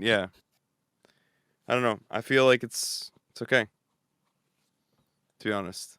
I can see where ViBE is coming from, by the way, because I think the reason he has issue with this is because Chinese are very different than the other ones. And I had the same issue with Mongols. If I played English and someone told me you have to play French as well, I'd be like, yeah, all right. They're basically the same. One focuses on longbow, Right. the other has knights. But the layout, the buildings, everything is the same. But Chinese and Mongols are more like Zerg and Terran to StarCraft than French and English. Because French and English are very similar. Mongols, Chinese, and French, they're completely different in the way they work and the way that the economy works and the buildings and bonuses work. So I can see where he's coming from, but I also I agree that I don't think it will be an issue, just because there's so many, like it was just said, like if there's 8 civs, there's no way that there's a strategy that no civ can beat it. Worst comes to worst, you can beat it in a mirror match, Yeah. So yeah, I don't think there will be necessarily balance issues because of it. And at the end of the day, maybe this was, the decision making for the developers, even from Age of Empires 2, where even if something is imbalanced, does it really matter when everyone can play it? And does it really matter when there's 8 civs to counter it? So the game kind of fixes itself. Where in StarCraft, if one race is OP or has a strategy, you have to nerf it because you cannot just counterpick it with a mirror match because the races are completely different. Right. And you can't spend time learning, ZBZ just so you can Baneling bust the guy, because that just won't work, right? So What if you could ban Protoss from tournaments, though? Like, Yeah, say, you know what I I'm don't talking want my opponent to play Oh, Protoss. happy this day. tournament. Let's go. Oh my. All right, I want to kind of like shift the topic slightly here. For people that haven't really played yet and might be like on the fence listening to you guys talk about it, because it definitely has sounded very, very positive from all of you, and I like the game quite a bit too. What types of skills does this emphasize compared to StarCraft 2? Like, say you're a StarCraft 2 player, just like some middle rank, like a gold player or something, right? What skills of yours are immediately going to kind of transfer over and be really useful and help you get a head start? And which ones of your skills are you going to look at and be like, oh, I'm not really utilizing this thing that I worked on in StarCraft for so long? Well, I think the so. one that Go ahead. everyone's gonna have is just being able to build workers, because like the guys I play, because I'm still like really really rough. Like they're building like a worker every 3 cycles, so it's like you can tell that I'll like play a game and my graph for workers will go like right up and my opponents won't. But then my army goes up and then dies because I didn't build a counter. It's just like falls off a cliff. I'm like, You see wait, this like in the graphs as well at the end with like the wood and the food and everything. You Yeah. see the opponent like, climbing up, and my food tends to stay to the bottom because you keep reducing in battles. Yeah. yeah. Yeah, but I just build the wrong units all the time because I have no like. In the early game, like okay, I have an idea of what counters what, but then you start to get late game. I'm like, okay, so these guys have guns. Like, I was just with bows. How am I shooting this guy in the face? Like, it doesn't make any sense. Like, so yeah, definitely like your macro will translate like quite well. I think Mhm. if you Yeah. if you have any, like obviously if you're Gold League, you don't. But you know, let's say you're like Diamond League, you know, and you figured out that you could build like workers, you know, and that you don't want to stop at 55. Honestly, I feel like Diamond League players can transition really well because one of the problems I keep running into where I'm trying to over micro stuff, like spamming attack move in this game is the worst possible feeling ever. Because I don't know exactly what it is, but every time you spam an attack move multiple times, I think the units are trying to go back into formation before they like attack, or you like cancel animation halfway through. So if you're like a Diamond League player that's really good at macro, you're gonna be able to like, you know, if micro is like your weak spot, you're gonna be able to like transition really easily because the multitasking carries over. The resource management is gonna take a little bit of getting used to, but honestly, most of the time it feels like you're better off not microing, especially in some of the bigger battles. So or at I have least a not in the same complaint way as you do in StarCraft. that I'd like to air while I remember this. So if you hold, like, let's say you have your army on 2 and you hold the button, it follows your army, okay? Like, because it keeps spamming, like, you know, double press 2 or whatever. In AoE, there's a delay. Like, it literally rejects. Wait, so you double tap your 2 hotkey and then it follows your army? No, In like StarCraft? in StarCraft 2, if you just literally hold 2, it just does like, you know, 2 repeated, and it can just follows I've literally your never army. done that. Why would you ever do that? It's very. What I'm saying is that it's very responsive, right? So if I'm like spamming through stuff, so in AoE there's like a 5-second delay. It feels like I have to hit Everything is delayed. Everything is delayed. I'm just like, dude, can we just allow me to just hold the button? Like, I don't understand. Like, why can't I just? I don't know. It just there's certain mechanics that are really frustrating when you first switch over, like things that you don't even realize in StarCraft. Like, so we were talking about this before we actually started the podcast, but the way that like the camera centering works, if you have units that are all over the map and they're all in one control group. So say you have a group of units right over here, and there's another group of units right over here, and on the same hotkey group. If you double tap the hotkey group, the hotkey, it will jump to the center of that location. It's like a weighted selection. And it's the absolute worst because oftentimes you want to like double tap your hotkey and then you're looking at a bunch of mountains and you're like, wait, no, that's because I just added a new knight on the hotkey group at home. And then you're like encouraged to not like macro too much sometimes, and it feels kind of or micro too much. It feels kind of rough. You get used to those things, I guess, but yeah, like in StarCraft, it feels so natural and everything feels really, really responsive and things just kind of do what you want them to do. Whereas in Age of Empires, it feels like, okay, I don't know, man. Like, I for example, one thing I run into all the time is that I set shift commands, and for some reason, it doesn't do it. And I can't figure out why it doesn't do it, because I have never had this problem in StarCraft. Maybe it's because you can't really see the rally points very much either. Like, if you hold down shift and you set multiple commands, you literally can't tell. You can see building rally points, but you can't with units. Yeah, if you shift click a rally point from buildings, they draw the line for you because it's special. But okay. If you do it with units, they're like, nah. Yeah, you don't know where this unit's going. Things, man. It's annoying, but it almost feels like they try to reinvent the wheel. But apparently, from what I've understood from other Age of Empires players that played a lot of AoE 2 and 3 and stuff, is that it's basically just the way they did it in those games. So they've kind of just taken that. But yeah.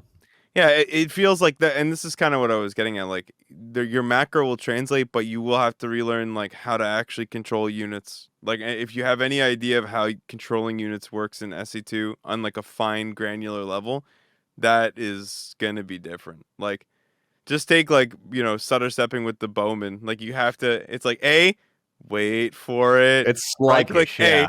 Wait for it. Right click A. It's not just like you're just tapping and just spamming back as fast as you possibly can with your Marines or something like that.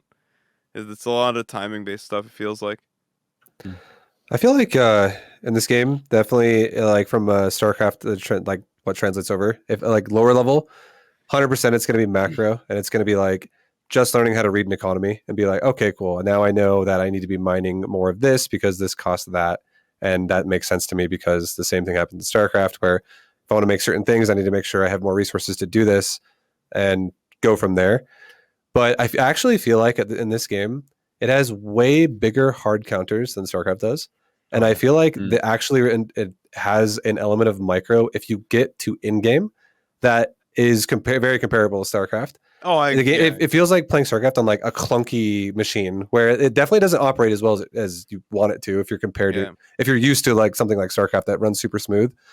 But there, like for instance, something I run into all the time, and this is I would say a Terran player probably transitions the best into Age of Empires, because something I run into all the time is The alt tap. Please don't say it. What? The alt tap when you select multiple No. productions? No. Oh, okay. It has to do with things like Nest of Bees or Mangonels, stuff like this.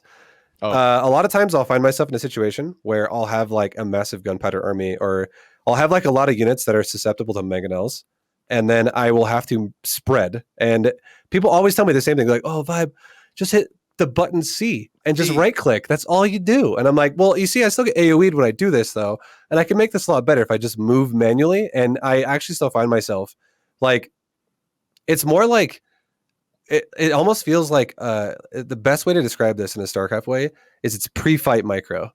It's micro you do where you set up a fight before the fight happens. Yeah, and it's a lot of that.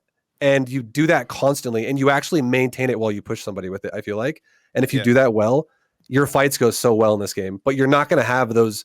I feel like this game, like the formations and stuff like that, it's super hard to get a moment where you're going to see like, I don't know why I'm drawing a blank on his name, but like a really good Korean Terran who just like Marine splits like insane against like Baneland instead of just engaging. It's really hard to get something like that to happen.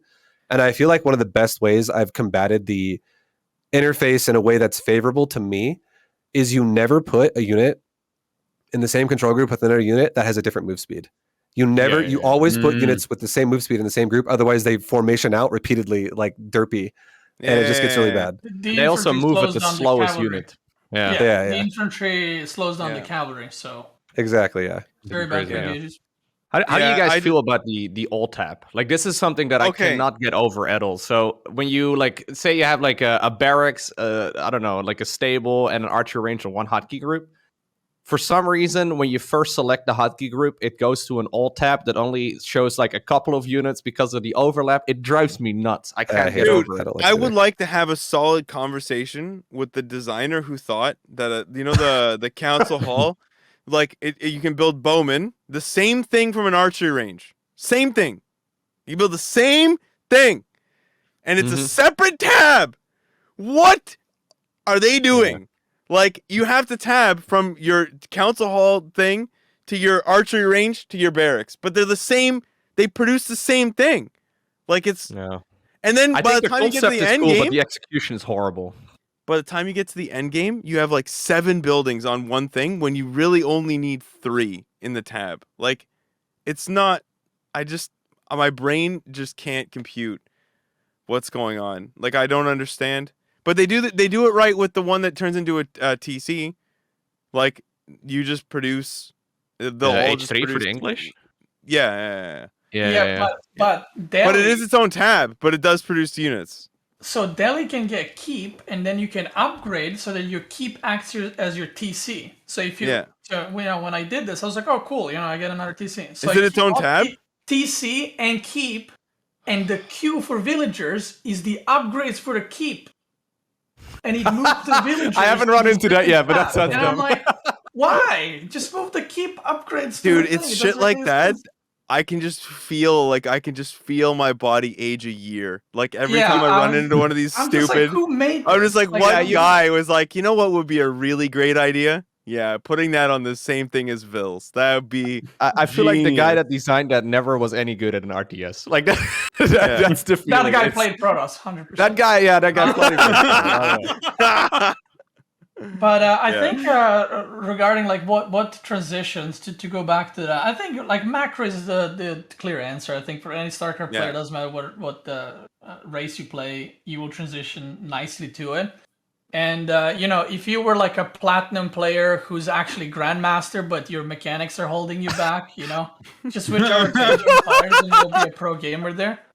Because, dude, I don't know about you guys, but the amount of people that I met, they're like, I'm a plat 1, but actually my game knowledge is a grandmaster. I'm like, that's everybody. Yeah, no, that's everyone. Dude. Yeah. The Dunning That's Kruger Twitch chat effect. as a whole. Right there. Yeah, so you guys will excel at Age of Empires. You're gonna be insane. You're gonna be the next big thing, because the game knowledge there and just having scouting and big brain will get you very far. You don't got to micro against those nasty banelings, so don't worry about them. I find in the late game fights, like I just actually stop using my hotkeys completely, because like the units just, like if you try and control all your units, it just doesn't work. Like it actually has helped me in S2. You don't hotkey anything. No, like I manage it. I obviously hotkey them, but I don't manage the fight with the get the bag of hotkeys. I popcorn, manage watch it the with show. the Oh, mouse. right. You box Right, so little things. I manage Yeah. everything, like, because everything takes a while to kill each other. Like, oh, come on, don't hotkey. Yeah, What are you doing? yeah. Like, yes, but in the fights, like I tend to manage them, and it's helped in SC because now I find myself like box clicking and actually moving units. Yeah, a the So little one bit. thing that's like as Zerk, maybe this is a problem, right? But whenever you use the all army hotkey in this game, which I do tend to do, also in StarCraft, I anyways, do it too. Yeah. it also selects the fishing boats, which Oh! I do not understand. So the fishing boats are part of the all army hotkey.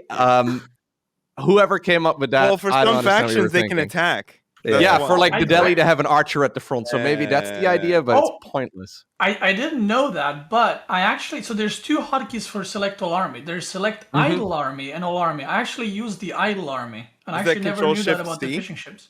Sorry? Yeah, that one. No, Control Shift C is all army. Is that I all just army? changed the hotkey, but Yeah, I yeah, actually idle. didn't know that Yeah. they select ships. But this way, the reason why I did it is because sometimes, you have units like randomly left somewhere, but you're in the Yeah. middle of the fight. So I don't want to move all my units. So if your units are fighting and then you click select all army that are AFK, you can I'm gonna basically do that. pull That's them smart. closer. Yeah. It's a lot No, that hotkey easier is super to important. use. Yeah. That's kind of like this kind of leads into another problem I kind of have with AoE on some level, which is that the units like blend into each other really, really, really well. Like it's kind of a problem, like when you run by your archers and they look exactly like villagers. Like it just feels like it's really easy without all armies are kind of necessity, because it's really easy given how big the map is to just lose units like randomly. And yeah, especially and this is another complaint, but I think they're addressing this, is the mini-map is like 2 times smaller than it should be. Given how big the The maps minimap is feel horrible. and how much shit there is, Yeah, no, the it's minimap like, is guys, terrible. like we actually, it's like, well, you can't see the gold on that map. Like, no, it's a pixel. Like, what is wrong with you? It's like right next to all my buildings. It's just spec.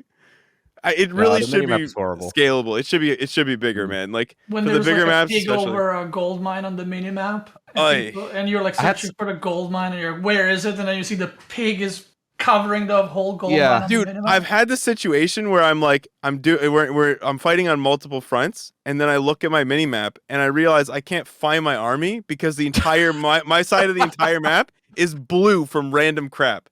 Like, Yeah. it's impossible for me to know what the map looks like and what my units look like because it's all blue. Like, it's just blue everywhere, and I'm like completely confused. So I'm just dragging my screen around hoping to find my units. Like I'm not colorblind. I can't but, hotkey them, the new ones, because then I go to the middle of nowhere. So like I'm just sort of trying to figure it out on the fly. Like I'm not colorblind, but I can imagine if you are, like, you just can't find anything. Like I already Yeah. can't find anything, but if everything is just the same shade as well, it's just Oh, dude, it's horrible. It's they just kind of just show everything on the minimap, and it's pointless. While we're on the topic of shit talking Age of Empires, Oh. the worst thing about the game is clicking relics and selecting units, or trying to select sheep to see how much food it has left. For some reason, if your mouse is on the relic, it's like, no, it's actually not on the relic. You gotta actually move it a bit. Or God forbid, there's a tree on the relic. Then you have to rotate your camera, you have to fucking zoom in, and I'm like, just make the box bigger. I don't know. Like if you have one bit of wall that dude, the finished building, hitboxes. you have Oh to yeah, just, so like, it's don't nowhere. get me started on the walls. Like there's You just knights can't find coming, the and I'm right like, thing. oh god, I'm like diffusing a fucking bomb, like a nuclear bomb in the movie, and I'm like, oh god. And the knights are coming, and I'm just like clicking, and the villagers just moving back and forth. And then if the wall is next to the wood, it starts chopping wood. I'm like, oh god, You're making it worse. it's making it worse. Dude. Yeah, no, it's terrible. Man, the number of times I start a game, I think I've rallied my TC to the sheep, and it just like I have like an idle, like a continuously idle. I'm spamming. I'm like, don't even know if I've clicked the sheep. I'm like, come on, man. The unit pops out. I'm like, I swear I got it this time. He just stops. It's like, you gotta look at the color of the rally point, is what I've learned. Yeah, okay, is that it? All right, okay. Like, you know, the first villager that you're supposed to put on the sheep, I can't click it. I spend like No. 5 seconds, like, and then because there's a delay, and then you're like, is the flag yellow or is it blue? It's yellow. Okay, click again. It's yellow. Okay, click again. And I'm just like... But that's the responsiveness though, that like as StarCraft and in like Warcraft and stuff in the Blizzard games in general, you just really get used to. And maybe it's like almost like you get spoiled. Yeah, exactly. But in Age of Empires, it feels like, I don't know. It's like you're walking through like really thick mud or whatever, and you just have to like very slowly move forward. Yeah. Every time you do anything, you get stuck. I don't know if you guys ever encountered this as well, but I never encounter this early game. It's always late game when this happens to me. But I'll be in the middle of trying to build something with a villager while trying to micro an army. And I'll be like, no, I don't want the W group. I want the Q group. No, I don't want the W group. I want the Q group. Yeah. We like, escape. And then it just deselects the work. I'm like, where the fuck did he go now? Where is he? Or you can't, like, if you have units queued up, you have to manually move your mouse over and stop doing things if you want to take them out of the queue. Escape is undo. Not work. It's undo. Exactly. We invented escape in like 1992. Like, why is it not working? I would like to file a formal complaint with all RTS developers. Escape is the universal key for fuck off. Okay? It means turn it off, undo, go back. Stop trying to redefine the wheel. It won't work. Yeah, in the late game when you queue up like a bunch of whatever, and then you're like, oh shit, he's making this other thing, and you queued up with shifts, so it's like 5 each, and I'm just like, oh god. I think the guy that designed it just doesn't use hotkeys. Yeah. It's like, you know what would be good on Escape? The menu. That's what we need there. Yeah. You want to change your graphics settings right now? Yeah. I think another thing that's holding this game back pretty hard, though, is like the replay system and the UI thing. So I found out that if you want to cast a game, you either have to do it live, which obviously works well, or you, like, say I want to cast a game from Cyril, right? How would I go about doing so? Well, I cannot ask him for a replay file because the replay files don't seem to exist like that. So you don't save them locally. They are like saved in the cloud. So the way it works is like you go into your own match history, you can like download one of your own replays, and then you can find it somewhere and actually like watch it. But if you want to watch someone else's replay, you literally can't unless they have their match history public. So I know, for example, I've been watching some of Beasty's replays on stream. That works like a charm because his match history is not private. But like if I want to watch like a Cyril game or like a Marine Lord game or any of those guys, they pretty much all have their match history private, so you can't cast them. It's wild. Like besides the fact that the caster interface and like the replay system is pretty horrible in the first place, it's such a huge oversight. Like you just can't really cover any of the games unless people like make it public to everyone. Yeah, the gameplay is there. I didn't know that. I haven't had to look. Things. Yeah. Oh yeah, dude. But I like being able to watch like games that are occurring right now. That's so cool, man. Like, yeah, the live replay thing is awesome. Yeah, that's cool. Goddamn. It's just it makes me look forward to a game that's like StarCraft but with that feature that I'm like as invested in as SC. Well, I mean, like with AoE, like I intend to keep playing it probably like at the end of streams, a couple hours. Like it's fun for me to just be able to play something that I like that's an RTS, because like every other RTS I don't get the same kick out of it. So I'd like to be able to like be semi-invested at least. Like it's a lot of fun for me, and like but now some of the features are like way ahead of SC, but also some of the features are way worse. So it really feels like I miss the ones that AoE has that SC2 doesn't. When I play SC2 now, I'm like, man, like I really wish I could watch my friends play like in client, or like some of the stuff feels really good. I don't know. That actually that gives me a good segue, because I wanted to bring up the topic of how age may or may not impact StarCraft 2. Well, right now the ladder's dead. Yeah, well, this is what I wanted to build into. Like, have you guys noticed a big change in the amount of people laddering in StarCraft 2? The amount of people. I mean, I've seen a lot of people complaining about like, why is everyone streaming Age 4? You know, like it's. Yeah. obviously it's the new game, and that doesn't happen to RTS very much, that we get nice new games out. But do you think that this is actually impacting StarCraft 2 right now, and do you think it's going to impact StarCraft 2 long term at all? I think it will a little bit. I feel like there's like I think everybody knows it. There's like a negative stigma around StarCraft, and there has, like, with Blizzard specifically. Ooh. And I feel like as time goes forward, and you're kind of looking at what you have, and you're like, well, this is what it is. And people who still play it still like it. Like, I still play it. I played the game for 11 years since the day it came out, or the day it went into beta, literally. And I still love the game. I still actively stream it every week. I still enjoy it. But I definitely am in the boat where, although I like StarCraft, I've been like craving a new RTS as well. And Age of Empires is definitely scratching that itch, and it's definitely something that's the reason why a lot of people are going to explore that as well, because I feel like a lot of people feel the same way. Yeah. I do think there's going to be I feel like there's going to be a flavor for a lot of people, though, where some people will literally go, well, Age of Empires is a cool game, I like it. Like, Sal, this is probably you, literally, the way you sound. You like Age of Empires, but StarCraft is definitely more your flavor.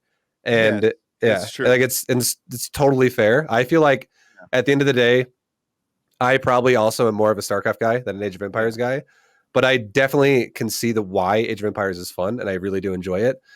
I think if Age of Empires really takes off and like does a lot of things right, because the way the game is right now, no, I don't think StarCraft is like gonna die or anything like that. No. But I think if Age of Empires does a lot of stuff well, and they really capitalize on the momentum they have, and I don't know, I'm not gonna tell. I can't really give them a syllabus of what to do right now, but definitely capitalizing on it and retaining the hype that they have, and like a lot of the players that they have playing the game right now might make you see a hit in some of the StarCraft I guess cues for a little bit of the day. But I don't think that just because Age of Empires is successful, that suddenly StarCraft's just going to be dead. So I think StarCraft is fine overall. Yeah.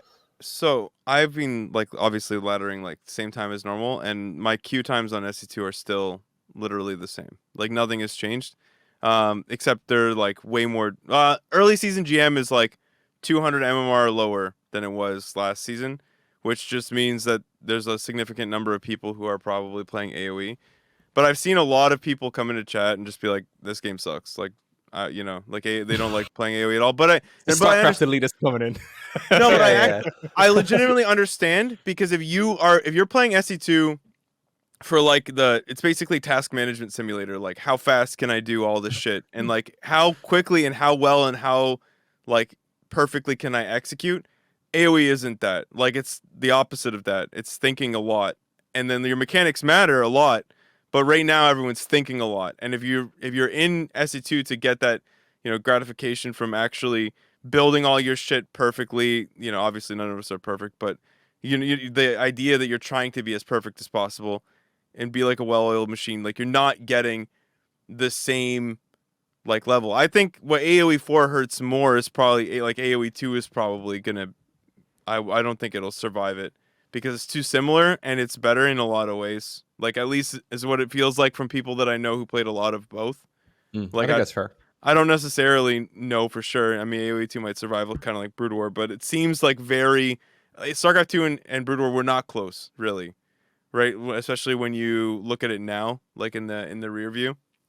But AoE2 and AoE4 seem much more similar and much closer. So you'll probably see that happen, and I think they'll both survive. Like, there's more than one MOBA, like, and they exist, and people play them both. Like, I don't see why they wouldn't. Like, I don't think it's necessarily a bad thing that there's more than one RTS, and I don't think that there's any reason people won't play both. And if anything, I think there are a lot of people who are probably burnt out of SC, and the reason that they're burnt out is because SC is the only RTS game they've played for the last 10 years, and Yes. if they actually had another game to play, it might actually help them in SC, because they can actually take a fresh look at the game they've been playing forever. Like, and this isn't like some copium or something. Like, I feel that way myself. Like, I play a little bit of AoE and I look at SC2 a little differently. So here's an example. So for a long time as a Terran player, I've been very dedicated on like where I build my production, for example. But AoE has kind of, now I like, if I have the money and I need the production, I just build it wherever I'm looking. Like, and now I have more units, like in SC2 all the time. right? So I'll like build my extra barracks at my third or whatever, because that's where I was when I needed 3 barracks. And it might not be like the cleanest thing, but like I needed the units and I need the production, so like that's where I'm putting them. It kind of like shifted my mind on like where was acceptable to build buildings, if that makes sense. Because in AoE, you're just like, all right, so like I'm building some barracks, like all right, I'm building some archery ranges, like all right, we're building a wall, like where are we putting it? Like we're just deciding on the fly, like whatever matches the situation at hand and where you're kind of looking. So I don't necessarily think that. Yeah, I mean there's I think overlap is gonna happen right now. Definitely, it stings a little bit for like the player base because everyone's playing something new. Like it's gonna happen. It's but also just that StarCraft has gotten very still, right? Like the lack of patches and just waiting for maps, and it's hard to say what the future is going to hold and stuff. I think a lot of people are excited. I think for a bit, it's definitely going to affect StarCraft. But... I'm an ape when it comes to SC. Like I could just like grind ladder games like all day, and I'm like, this is great. Like change nothing. Like don't change my maps, asshole. Like my natural belongs at the bottom. Try and change it. Go ahead. Like that's where it belongs. Like I'm like the anti-V security on this. Like it's like don't move that. Don't. I practiced so long. The choke point is 1 hex wider. I can't believe this. Unplayable, vetoed. It's bullshit. It's all bullshit. Leave it alone. Give me Daybreak forever. Not actually though, because that map is bad enough. But anyway, like you know what I'm saying. That's the kind of player I am. So like when everyone's like, "Oh man, this game is stale," I'm like, "Bro, shut up. Nobody cares." That's the way I've been for a long time. But it's a personal thing. Like I like to grind the game out, and I have no problem doing it. And I do think Age of Empires 4, as far as like the gameplay goes and the game itself, is better than StarCraft 2 with Wings of Liberty. So like when the game first released. Yeah, like Age of Empires 4 is much better than when StarCraft 2 first released. Not as far as like the UI and like fluidity and just the replays and all that goes. But as far as like the actual quality of the games, like the Genesis tournament, I watched like a bunch of the matches, and honestly, the high level games were actually legit. Like they were actually fun. It looked more like StarCraft 2 after like 4 years of the game. Like it's got a very good like starting point, and I just really hope they continue developing it from here. I think that's. I'm worried like, the main thing about how long it's like already taken them to fix some of the major glaring bugs. Yeah, from what I understand, a lot of that apparently is like also the fact that it's like owned by Microsoft, and apparently in order to patch anything in a Microsoft product, it takes a long time because it has to go through like 7 layers. Troubling. Yeah, that would like you can't. I don't think they can just do a hot fix in like half an afternoon. Like even though the coding may be very straightforward, it has to still be checked by a lot of departments. I mean, at least that's what I've heard. This exact same thing for a while, right? Like, in order to like patch anything, it's got like 20 layers of like bureaucracy and QA, and then it makes it to ladder like a month after, when like it's no longer even relevant, right? Like sometimes you get patches after people figured shit out. Like on the other end, it is Microsoft, right? If they see value in this product, they can pump money into it for days. Like, I mean, for the same reason though, like, didn't they like literally resurrect AoE 2? Like AoE 2 was kind of just like dead, and then they added patches to like a game that was ancient, and they like made tournaments. So, like, what I'm expecting is that you get like a long-term investment, but it's not the same. You're not going to get the rapid like fixes. And what also worries me is that it's a new game, and it's very 2021 of it, right? If we're going to complain about the state of the gaming industry in general, like in relation to this, like they released the game without the ladder. Like they released the game without like so many things are broken, and they were like, yeah, that's fine. You can pay $79 for that. Like, I don't know. Like obviously the campaign's there early too, access in a lot of ways. Yeah, it's that kind of shit's so 2021 of it. Like it's like this in 10 years ago, this never would have flown. Like it would have gotten negative reviews. It would have been like blasted, to Kingdom Come if it launched without like, important and it would have been better if they delayed it by another year. But it's what game developers don't do anymore very often, it seems. Yeah, this feels more like an extended beta test. Really late beta though. Like everything is done, but it's like they've got a couple bugs to iron out. Like I think what it is more is that the campaign was done, and so they were like, okay, it's time to make our money on that for like the majority of the casual players, and then they'll fix like ladder when they get. Yeah, but that's a shame though, right? Like if all of that would have been in place, it definitely has a lot of potential as an esport. But it probably tells us that like they don't really view esports as that important in the first place. Like it's just a side project that's nice to have, and if it takes off, it's fine. Yeah, you gotta have to accept that, but it's still in the fucking ass. Yeah. It's not it is right. too bad. Yeah. On that subject, do you think it's like spectatable enough compared to StarCraft 2 to really make it long term?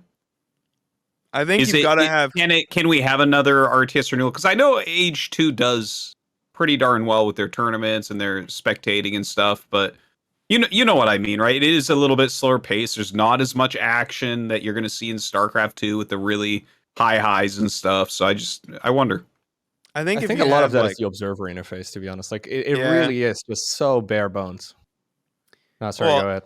From the spectatability, like I think the casters are going to matter a lot here. Like if the casters can fill the downtime, because there's going to be quite a bit of it. Like you and Dan would do well.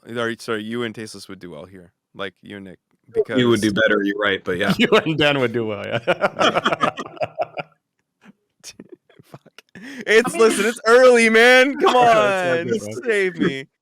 They brought in some like fixes for the interface, like showing income, like in StarCraft, showing villager count, unit count. That's in a way you can fill in a lot of the time in Age of Empires with that, because there's more info than in StarCraft. And in StarCraft, they often like pull up units lost and stuff like that. In Age of Empires, you can pull that up and talk a bit about that and stuff like that. But like regarding patches and interface, I do think it's everyone knows it's scuffed. Like it's not a secret. Yeah, I'm not actually scuffed but not broken. Right, which is a problem in its own. But I think a lot of people that I see in my chat and just in the community are super focused on like, oh, why didn't they fix this? And I do agree it's a problem, but I would rather have a better gameplay and a little bit later fixes than have a shit gameplay and everything is patched instantly and they don't know where to go with the game. So it feels like they worked on the game, they made the initial release good, but then there's all these UI problems. It feels like a intern just, did overnight his homework. So I hope they fix that. I don't know when that's going to be. I hope it's, sooner than later, because there's no, balance changes, whatever, they'll fix it. And they don't want to probably, change stuff too fast. Because if you think about it, 10 days ago, people were crying about French being broken and unbeatable. And then tournament happened and people are like, oh yeah, you can beat French. Oh, Mongols are broken, actually. Yeah, Mongols got to get nerfed now. Unbeatable in the mid game. And it's like, what's going to be OP next week? So, apart from like TC rushing and Hulks, I don't think the balance changes should be rolled out too fast. Like I said, no, I don't think because those are clearly broken. But the improvements, I hope they do somewhat fast. I personally don't care too much about it. Like I'm just enjoying the game, but I do know that a lot of players do and are very like they get upset over these things and they just might lose interest because of that. So for that reason, I hope they fix it sooner than later. But as long as the gameplay is there, then I'm good with that. I was more referring to like kind of the perception people get from things like the relic bug existing. Right? Like every time you draw like an HRE player, people are going to be like, "Are you cheating?" Like every time. I actually haven't met a relic bug, and I'm also a Mongol TC rush virgin. I never rushed anyone, and I never got TC rushed. Because I can't say I haven't rushed anyone, but I did only get rushed once, so it's. I watched you shamefully do that to somebody. Person. I tuned in once, and you were like, "All right, guys, here we go." And the cart just left. The traveling stork is built. Let's go. Oh my god! It was fun for a few hours, and I was like, "Okay, this is Oh my god, for a few hours, you damn. I'm guilty. He's like, let me just try it once. 5 hours later, he's like, it's an addiction. Okay, I couldn't stop. Don't blame me. But for example, the solution they came up with that wasn't actually the fix, right? Like that boggles my mind. It seems like such a basic thing. Like I know nothing about game design, but basically the value. So for those of you familiar, like it's supposed to give 50% additional movement speed to structures. And instead, it gave like 125, or it gives 125%. And rather than fixing it and like making that change, they made it so you can't plant your TC close to the opponent's TC by like 20 squares. I don't know. It reminds me a little bit of the Mothership core, you know, where like rather than making the Protoss early game units good, they just kind of like smack the new thing on top of it, and it's not really the fix, but yeah. All right. Okay, well, that's kind of like all the questions I kind of had to go over the game. Do you guys have any other things that we haven't brought up that you wanted to speak on before we close the show out? Not that I can think of personally. Yeah, actually, both communities, okay, well, all three, Age of Empires 2, Age of Empires 4, and StarCraft 2, need to stop with this whole, why are you playing that shit game? This game is better. Like, I was yesterday, I went off of my chat. I'm like, guys, you're probably a bunch of 30, 40-year-olds. You can have grandchildren. No one gives a shit which game is better, okay? If you like the game, play it, okay? Like, just nobody cares. Like, oh my guys, God, is football StarCraft has dead more because micro. people are playing basketball? It's like StarCraft has more micro. Then go play StarCraft. You know? Oh, Age of Empires 2 is better. Then go play it. Who cares? No one cares.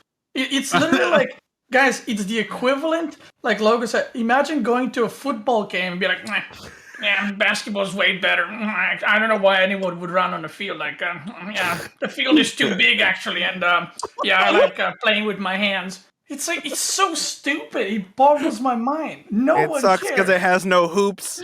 It needs hoops. Actually, it has too many players and the games are too long. Like, just listen to yourself. No one cares. Just play what you like and leave people alone. Like, shit, that's good. I like that. It is. It's like, it has no hoops. Tennis It's not match. a It's good like, game. this game sucks. I prefer team play. It's like, okay, then go play. Yeah, it's just I don't know. I find it super annoying personally. You know, when someone comes to my channel, they're like, "Why are you not playing this? This game is better." Okay, if it's better for you, you know, feel free to go. I'm enjoying this, so that's it. I don't know. You know, listen, guys. No one ever did this, right? A streamer's playing a game, right? And you're playing Age of Empires, and someone comes in the chat. They're like, "Dude, StarCraft 2 is better. That game is shit." And I'm like, damn, you're right. I just turn off the game and I start streaming StarCraft. That never happened. Forgot. Yeah, I'm like, oh my God, you're right. Yeah, the games are shorter. Right. There's 3 races instead of 8 You cents. nailed Oh it, Twitch chatter. Dude, minerals. I forgot about those. No one cares. Just let it be. Like, we're playing a genre that's much smaller than, you know, Fortnite 8-year-olds playing or MOBAs. We should just play both games. Or you don't need to. Just respect other games. That's it. Like, we're all in this RTS genre together, and trash talking each other as a bunch of boomers and 30 and 40 and 50-year-olds. Then I need listen. Just if you don't like the game, that's fine. But I would suggest, if you're an Age of Empires fan, try StarCraft. If you're a StarCraft fan, try Age of Empires, and then play whatever you like. Thank you. Damn. Mic drop. Like, yeah. That was a great rant. That goes down in Pylon Show history right there. Beautifully done. And you just know tomorrow, Beastie, someone's gonna show up in your chat and be like, "This game is shit." Shit. Yeah, now you've encouraged it. Yeah, now it's gonna happen every time. Maybe I'm just waiting for the permabans actually. I'm trying to get rid of these idiots. How do I do it? How do I find them? Yeah, I'm like, I'm gonna bait them actually to not do that, and then I'm gonna do it. Yeah. Excellent. So the one thing I actually, if I had to bring up one thing about AoE that I think is just better.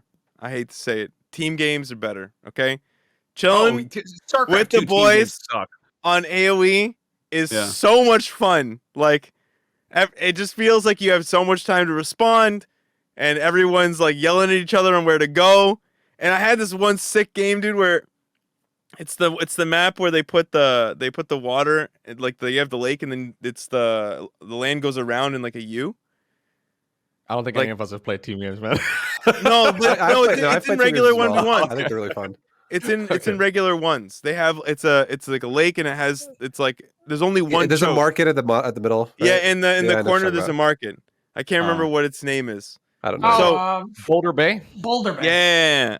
So basically, like, we build this army and we can't crack them. They built a wonder and they're in the back of their U, like way in the corner. And we're just like trying to beat this army and they've just got like a million bombards and we're just getting our asses beat. So we build just a bunch of the transports and we just take our entire army and just cross the sea, like straight, like we just make a beeline for it because we had some French players, so we've been winning obviously in the sea the whole time. So just cross over. And then, you know, we had like one or two guys. Like I think I left my stuff at home or most of it, and I just managed to hold them off long enough to cancel their wonder and build our own wonder in the back. And it's just like this crazy, like everyone's trying to scramble and figure out like what the best way to do stuff is, and everyone's like bad. It's great. It's so fun. Team games are just actually such a riot. Like the pacing makes so much more sense. But like, if you queue up for an evening of team games and you have like 5 hours on your hands, you're playing like 3. No, exactly. yeah. That's like, you're playing 3 games of AoE. It's not like it's not some games with the boys. It's a couple games with the boys. Meanwhile, in StarCraft 2, the last time I played a team game, my Protoss ally was building cannons around his Nexus. And called me a noob when Perfect. I died. So, thank you. You know, one of those like 10 cannons, and I get all in like hell. How you gonna die? And he's like noob. I'm like, what are you? Yeah.